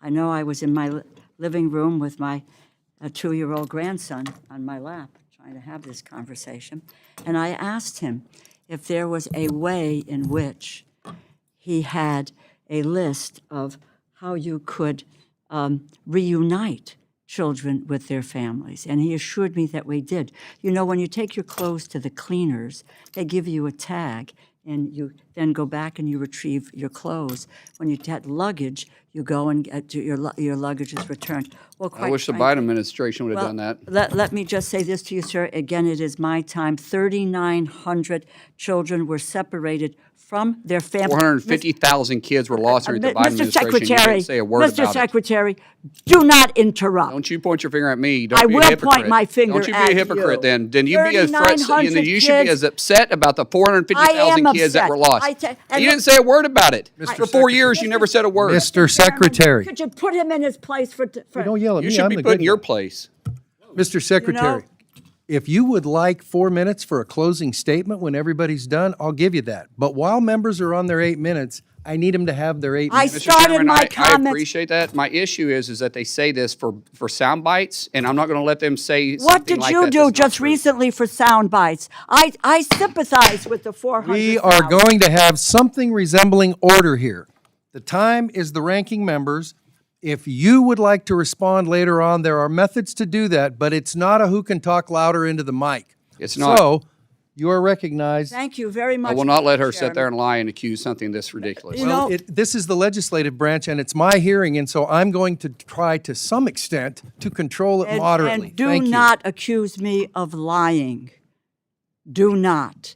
Then don't. I do not. I appreciate, and I said to you at the outset, there's concern for children across the board. We care deeply about what's happening to children. And I went to the border and I watched children in those fenced-in places years ago and what was happening to them. So I have a long history, Mr. Secretary, in this area. 3,900 kids were separated. Secretary Azar told me he had a way to reunite them. Many of them were not reunited till today. And I don't want you to answer this now. Please get back to us and tell us what you are doing with regard to the settlement in terms of this issue, which is out there, which your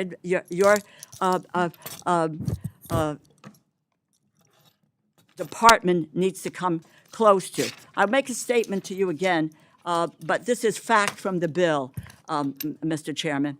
The bill that the Republicans have proposed for funding the Department of Homeland Security cuts cybersecurity budget by more than $250 million.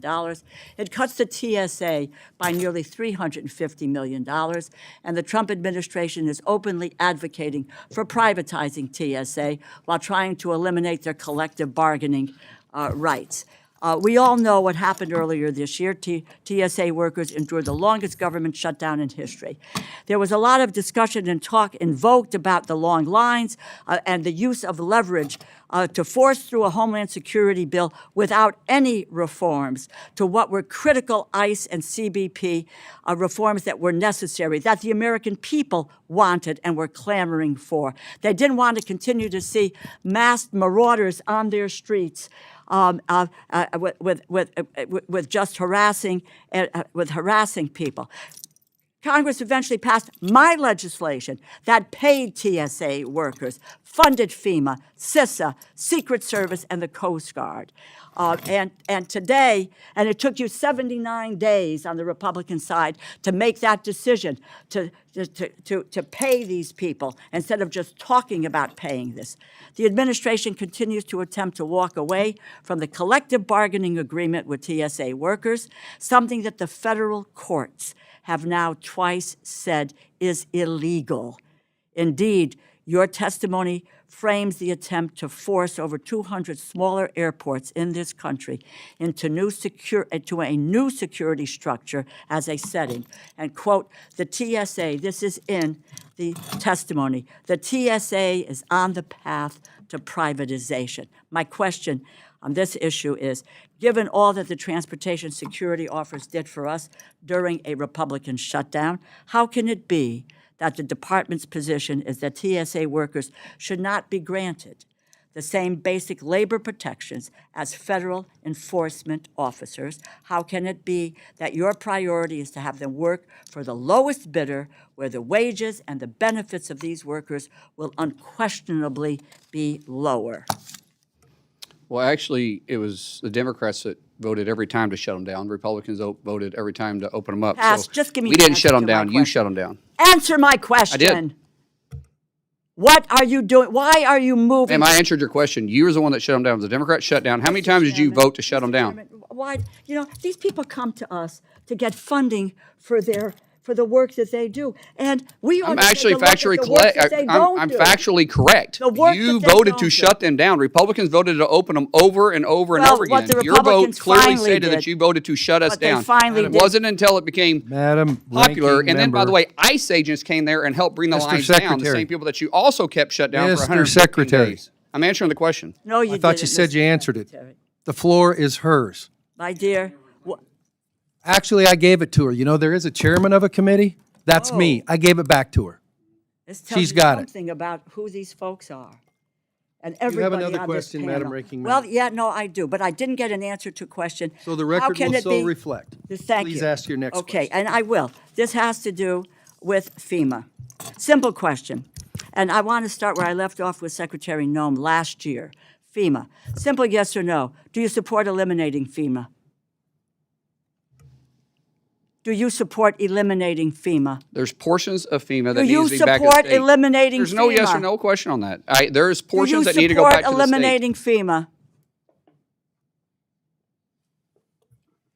The record will reflect the That he- response. is The record supports- will reflect the that response. he was- Is there another supports question? it. Yeah, because let me just say, in April of 2025, the Trump administration prematurely, I'm glad we got that answer, because the poor gentleman who came before, it may have been with you, Mr. Chairman, that came before our committee, and I asked him this question, and he said, because Secretary Noem said, yes, she and the president wanted to eliminate FEMA. The gentleman said that he said it should be reformed, and the next day he was fired. Let it show that the secretary believes that we should shut FEMA down. I never April said that. 2025, the Mr. Chairman, administration. I never said that. The administration prematurely, The record will unlawfully reflect what you did and didn't ended say, Edgar. FEMA's BRIC program. He intentionally halted roughly 2,000 active infrastructure and disaster mitigation projects across the country, including one in downtown New Haven, Connecticut. A coalition of 22 states and D.C. sued FEMA.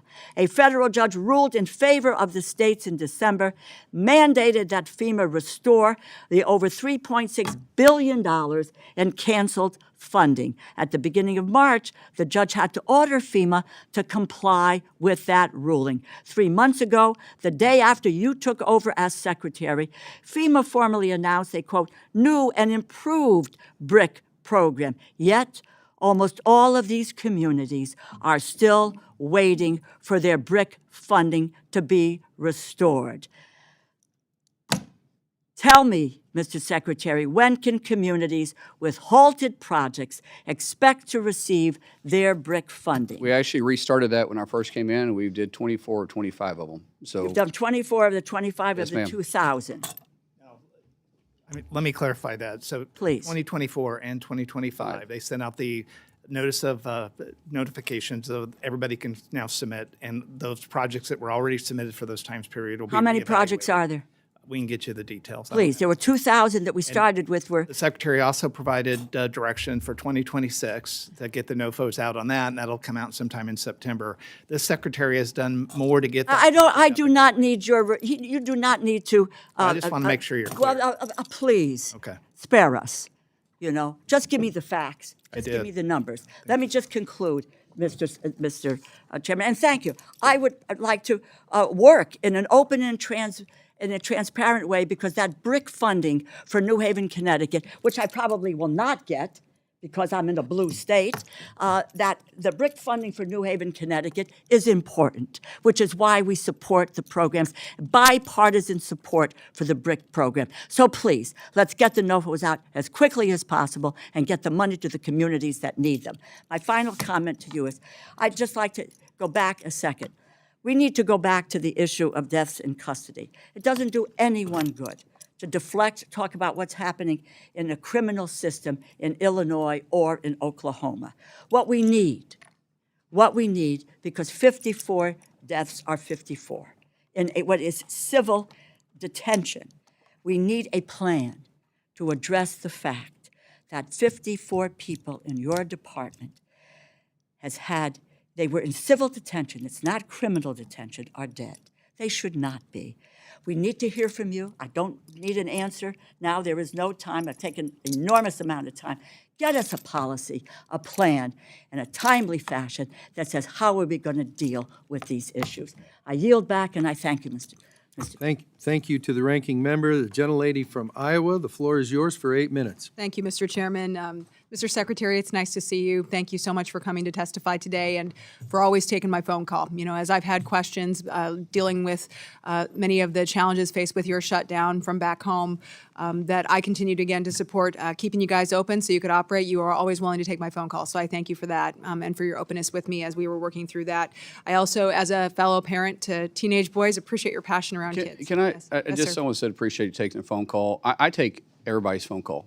There isn't a Republican or a Democrat that hasn't called me that I haven't called back. Yeah. Not one. And I'm very transparent in that, regardless of what somebody over here just whispered, because she's never called me. Yeah. Well, I appreciate it, and I appreciate your openness to working with all of us to make sure that the good people at your agency are getting paid and can continue their mission of keeping our country safe, because at the end of the day, that is what we all care about on this committee, and this committee works tirelessly to make sure that you do have the resources that you need to rescue those kids, make sure that you're interdicting the drugs that are coming in from narco-terrorists. And I want to talk a little bit about that. I'm going to start with that, actually, because I think that the Coast Guard is a shining example of what DHS does best in making sure that these narco-terrorists are on alert. They should be afraid.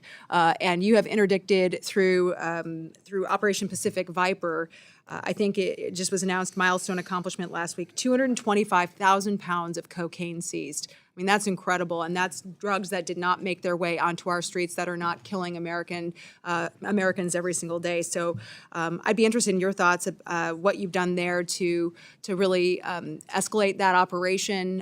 What do you see on the horizon there? That threat is not going away, and thanks to the Coast Guard families who are keeping our families safe. But I'd be interested in your thoughts there. Just yesterday, I was actually in a close classified setting with the Coast Guard on our plans to continue that operation. But it's a joint effort with DOW, with Coast Guard, with CBP, with ICE, because it's a ring. The drugs doesn't just get to our shores and then dissipate. There's a ring that goes into our cities, into our towns, into our states and our communities.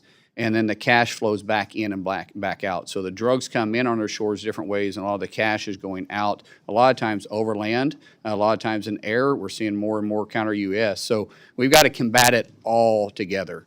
This administration, through the direction of President Trump, has done more to combat our war against drugs than any president in our lifetime.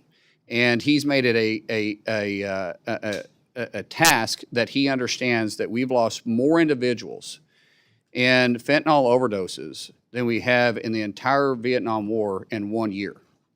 Not during 1 year in the Vietnam War, a year from fentanyl overdoses inside the U.S.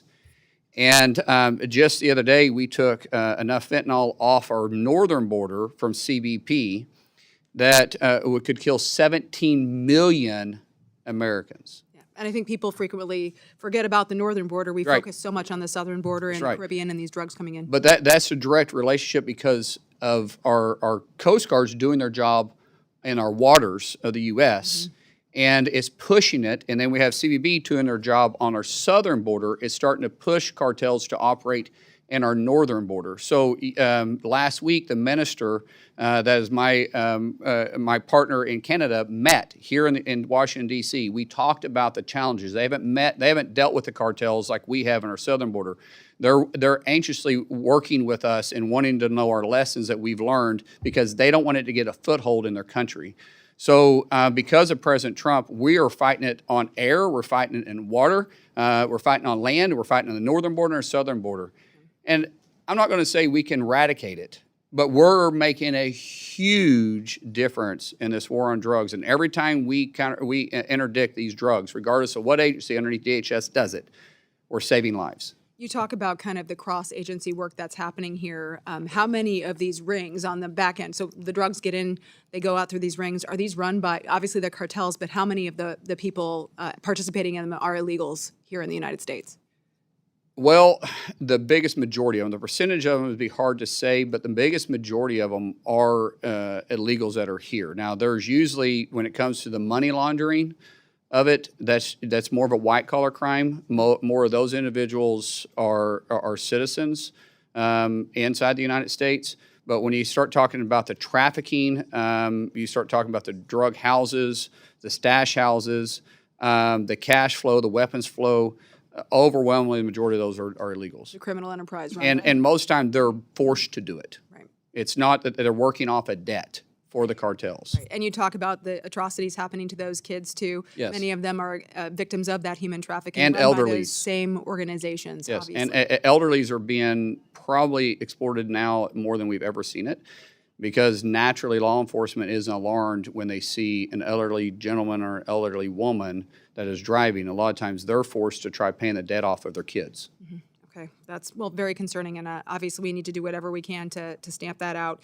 You mentioned fentanyl, and I want to go now to one of the biggest sources of fentanyl, which is obviously the CCP in China. They're funneling it in through Mexico, trying to get it in through all of these methods. We know they're not going to ever try to stop undermining our domestic and our international security, and spending billions of dollars on research and development intertwined directly with their military, billions more trying to ship those products into the United States and dominate supply chains.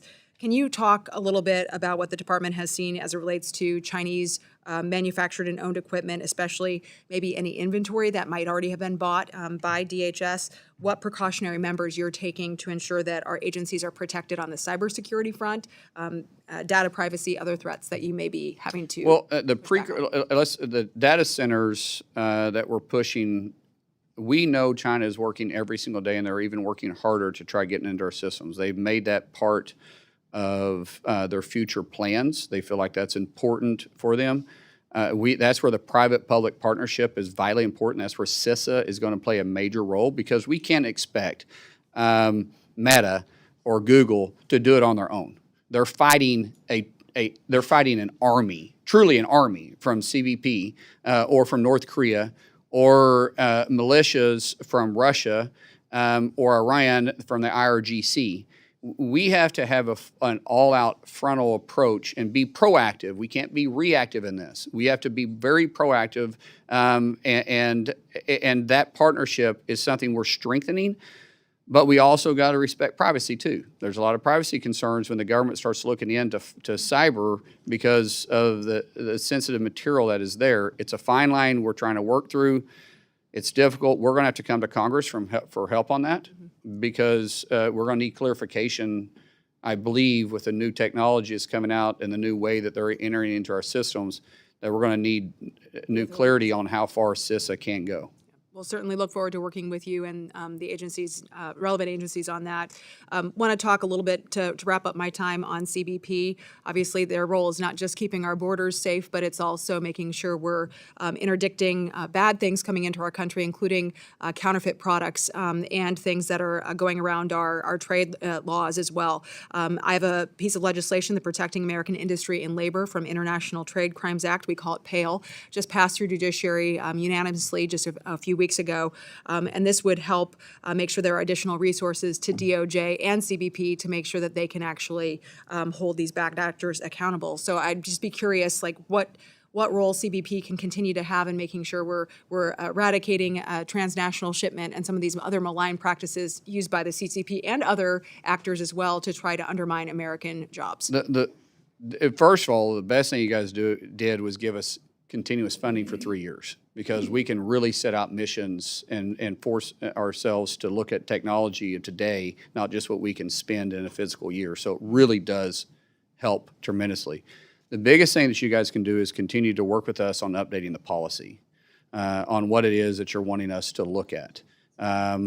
Meaning that if we're seeing a ring coming around, sometimes because we have trade agreements with these individuals, and they're, as you know, they have stuff that we're sanctioning from one country, they break it down into small parts, and then they assemble it in a different country, and when they assemble it and then it comes in, we need to be able to go back farther in that. And there's only so far CBP can do, because we can only enforce it when it hits our shores, not when it's outside. So there's some areas that Congress can really help us on saying that the percentage of it or all of it has to be built, has to be manufactured, not just assembled in those countries. That would be very helpful to us. All right. Thank you, Mr. Secretary, for coming today. Mr. Chairman, I yield back. To the gentleman from Washington State who was here from the beginning, the floor is yours for 8 minutes. Thank you for your generosity, Mr. Chairman. Secretary Mullin, good to see you. Let me just follow up with what Ms. Hinson was saying. You do return even my calls and my texts. Sometimes it's late in the night, but I appreciate the response. I really do. I wanted to start by acknowledging some of the incredible work and, can I say, commitment by ICE to crack down and deport convicted illegal criminals. We had a case last month at ICE Seattle arrested a man that had a lengthy criminal history, including 2 felony convictions of raping a child, and it was awaiting deportation. And I just wanted to bring that up and say thank you. That's the efforts that are keeping our community safe. First thing I want to talk about is the visa and H-2A petitions. At the end of April 2026, USCIS reported a net backlog of all USCIS cases at 7.23 million cases. An increase of nearly 70% from the beginning of the administration before your time, with the expectation that additional vetting requirements may even further strain those processing times. Could you describe how DHS is allocating personnel and resources to address this backlog and ensure timely adjudication of applications? Yeah, unfortunately, we're having to go back through and re-vet a lot of people that was given asylum or given visas underneath the previous administration because they didn't do any checks. So we're building systems in right now to be able to do that through an automated system. We're bringing up the first one in 30 days. That's going to be specifically for the backlog of DACA, which DACA doesn't give you, status in the United States. It just is a term that Congress never ratified, but we put in place, but it still allows you to apply for a work visa, but it doesn't give you status. That we're going to deploy the first one in 30 days, and then we think we'll be able to get caught up in a very fast time. But we're having to build the automated systems because it's just not possible for us to go through one by one. But because we're going through there and taking a deeper look at all this, we've been able to arrest over 1,900 known terrorists that were given status underneath the Biden administration inside the United States. Over 1,900. These aren't suspected terrorists. These aren't terrorist watch lists. These were terrorists that was just issued because there wasn't any really checks and balances put in place. And so it's real work that they're doing. But we are building a system to be faster at it, and the technology that we have, the private-public partnership we've been talking about a lot, is helping us get there. Good, good. So on a related note, I appreciate the agency's follow-up to a question that I actually submitted, if you remember, Mr. Chairman, when Director Edlow testified regarding the adjudication and processing time specifically for H-2A petitions. The response indicated that there was no backlog for H-2A petitions, which, thank you, that's a welcome update. However, It's a 15-day turnaround. Once it gets cleared, it's 15 days. well, what I was going to ask, the response also indicated that the processing times in 2026 so far are notably longer compared to previous years. So just looking for your commitment that you'll continue to support the agency's efforts to expedite these petitions. As you know, timing is critical for agriculture. And will your budget ensure that sufficient resources are dedicated in order to carry out those responsibilities? So I had a briefing on this 2 days ago. Yeah. And our turnaround on those visas are 2 days or 15 days, especially if they're known. A lot of these agricultural workers are known. They come back and forth. We see them every time. We can repeat them, and the largest percentage of those are. We're also looking at the dairy issue. Right. Thank you for that. And because it's not seasonal. So we think we got a path forward to fix that issue finally. We've asked Congress for clarification, but anytime you ask Congress for, I'm not beating up on you guys. I sit there too. So I'm just saying anytime we ask Congress for anything to try to do with immigration, it gets just politicized. So, but we think underneath statute, there's a way for us to move this and make it work. We're still going through it. We're still getting legal opinion on it. We don't want to do anything but I don't think you guys would get upset if we did it, but I want to make sure we're legally able to do it. But as of 2 days ago, we're 15 days on turnaround on those. Once they're finally submitted correctly, we have a large percentage of them that are not entered correctly. And what I've asked CIS to do, USCIS, is to say, why can't we move this to a system that you can't submit the paperwork until it is filled out correctly? You know, if you do DocuSign or you do any of this stuff online, what you've got to go and accept, they won't let you move forward. The technology is there. We just have to adapt it in a way to be able to make it interface friendly with the public, with the general public, to be able to make it more efficient. So we're doing a test program on this. We're actually trying to build an app. This is new this week. I briefed the president about it this week, and the president loved the idea. We're also, because some of these visas that we work with, these programs go through Commerce. Howard Lutnick and ourselves, our teams are working together to try. I don't know how long it'll take. It'll take a little bit to build it. That way, the misinformation won't be as prevalent, and we can get to it faster. Because everyone we delay affects our economy. Yeah, absolutely. And so we want the people trying to get here to do it, to do it the right way, to work, to actually be able to come to the country and work. Appreciate that. Thank you. Let me turn the page to CISA for a second. It was already referenced the longest shutdown in history. When Director Anderson testified before this committee, I asked him about CISA's ability to identify, to mitigate, address the cyber threats from adversaries like Iran, like China, talking about critical infrastructure. Unsurprisingly, his answer was that CISA was limited in their capacity, and it was clear that a handicapped CISA meant higher risk of leaving our critical sectors, from our water systems to our hospitals, energy grids, you name it, dams, the agricultural sector.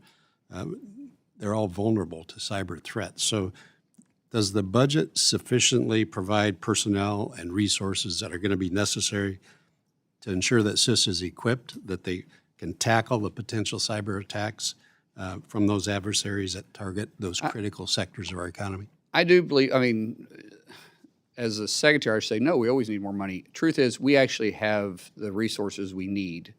We need the people, and we need the expertise. I think we even have the ability underneath statute to do it. What's happened over the years, like any great government agency, it creates its own bureaucracy. You guys give us authority, then we write the rules. And the rules sometimes handicap ourselves. So we're going back and looking at is what was the actual intent of Congress, And then how many layers of rules have we put on ourselves to say no? Because too often government agencies, it's easy to say no. We're changing that way at DHS. We go to yes. Good. We lean to yes. That's our new policy. We're there to figure out how to make it happen, not to find the easy way out. And some of that is our own rulemaking. So I feel like right now, Congressman, we have the resources financially, and we have the authority, I believe. If that changes, I'll come back to you. But we don't have the personnel. And so we've got to get my director in place that the president's already met with. We got to get him in place, get him down the road, put him in place, let him hire his people, and get it built. Truthfully, once he's in place, it's going to take me probably 12 months to build this back. It may be longer when he gets in there and lets me know, but I believe we can make significant strides in the first 3 months. But to actually be where we need to be, I feel it'll take a full year. Well, let us help you wherever we can there. Yes, thank you. Appreciate you being here. Thank you, Mr. Chairman.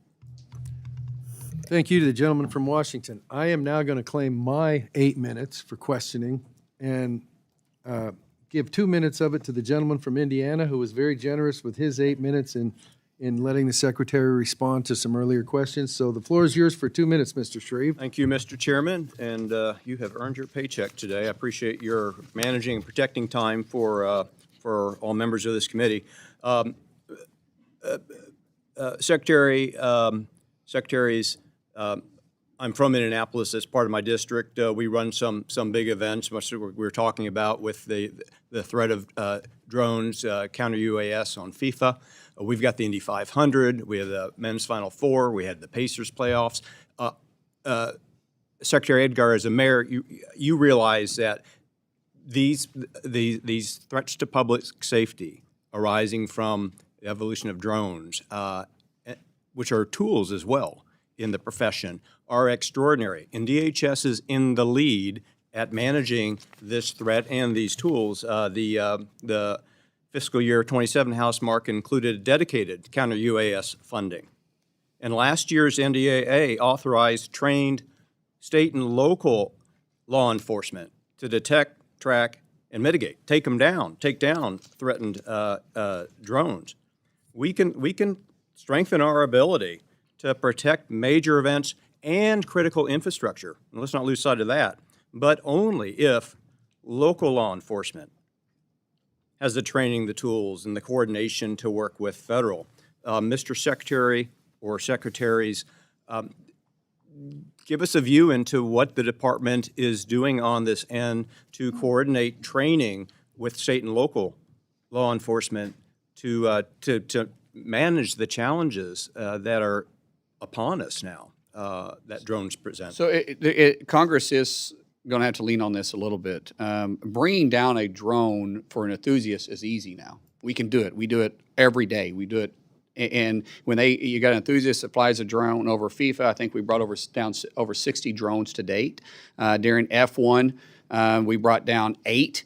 During Augusta, we brought down 12. Those are enthusiasts. The issue that we have is the ones that have it on fiber. And so when they attach it to fiber and they're running in, the only way for us to be able to bring them down is to be kinetic.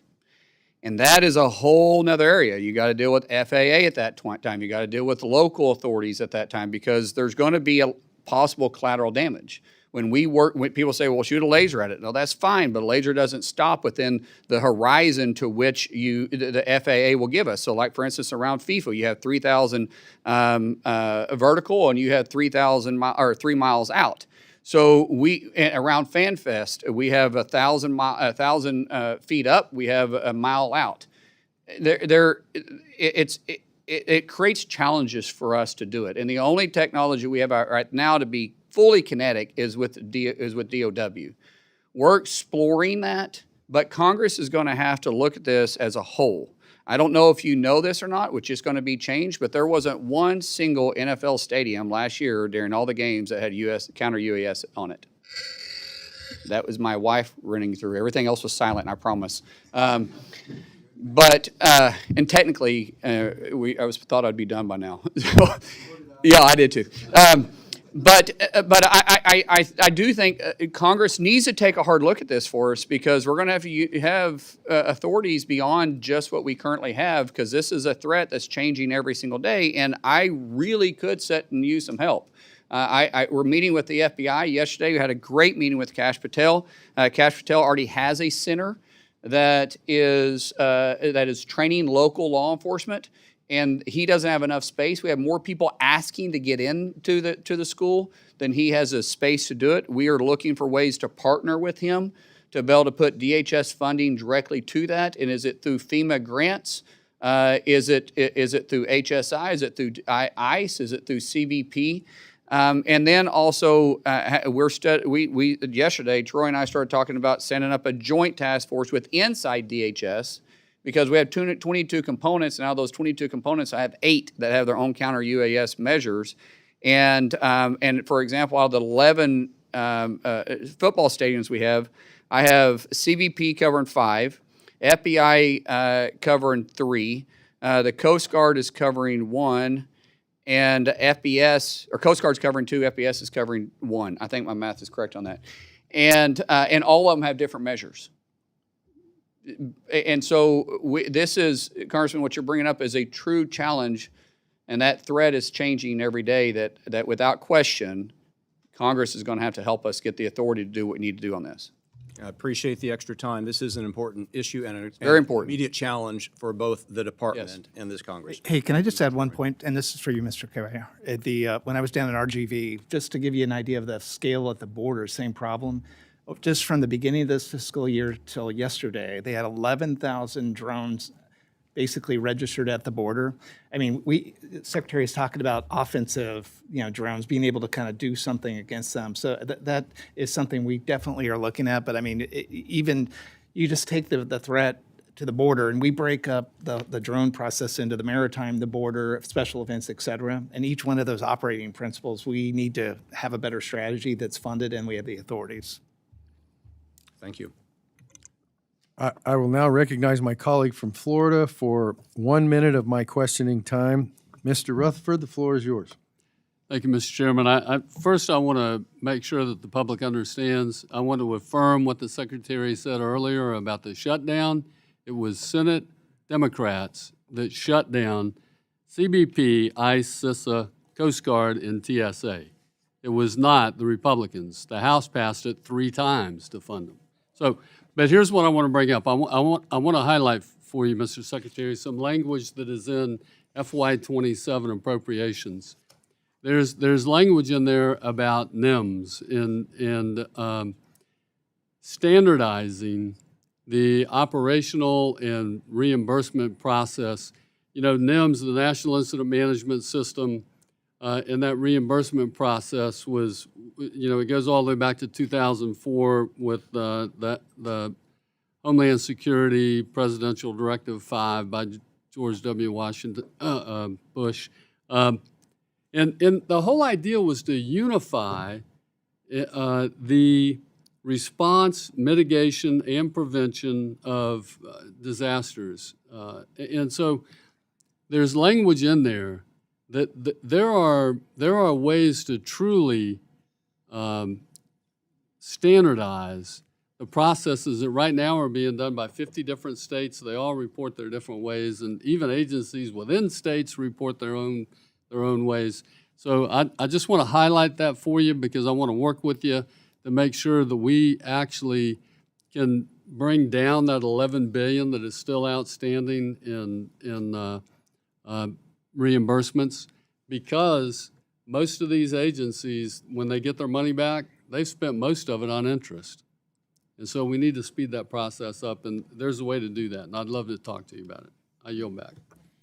Thank you to my colleague for yielding back with 8 seconds left of my 8 minutes. I'm the only guy to yield back any positive minutes in this whole operation, and I'm damn proud of it, as well I should be.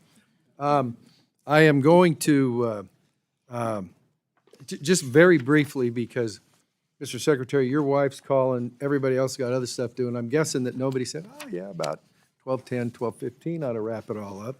But before you got here, I'm going to say that again. Before you got here, the DHS congressional relationship as far as information sharing, to put it kindly, was terrible. I'm not editorial, I'm just saying, not good.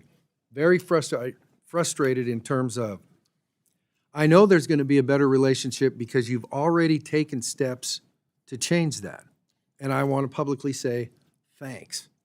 You know, we said something through the stuff before you got here, but answers to legitimate questions, now that we have new leadership, shouldn't be a big deal.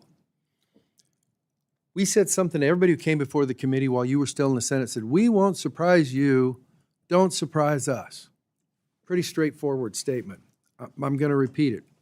For get-back questions that members have submitted, and I understand you guys got a mission or whatever, it doesn't revolve around what happens in this room or someplace in your own neighborhood or that other sort of stuff. Please be responsive. You get to define what responsive is, but if it's like, hey, we're not going to get a response to your letter back to whatever, have somebody call up and say, here's where we're at, here's something other than, so I don't have people calling me saying they won't talk to me, because then the ball's in my court and I have to try to penetrate it in that.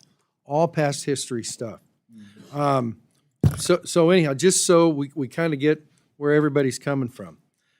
There may be additional questions members provide in writing. We ask you to respond to those in a timely manner. I want to thank you for being here today. I know it probably wasn't tops on your list of things to do on a Thursday, but in total fairness, it probably wasn't tops on anybody's list. But it had to be done, so mandatory fund, check that box for everybody for today. You have asked that your opening statement be included in the record. It will be. I will also say that if there are things that were said during this that you feel a need to respond to, please include that in what you submit for the record, and we'll submit that we'll include that in part of the record too. And so I'm not going to commit the absolute sin of saying, does anybody have anything else? I'm going to say that this subcommittee meeting of the Homeland Appropriations, the subcommittee, yeah, easy for you guys to say. Subcommittee meeting is adjourned.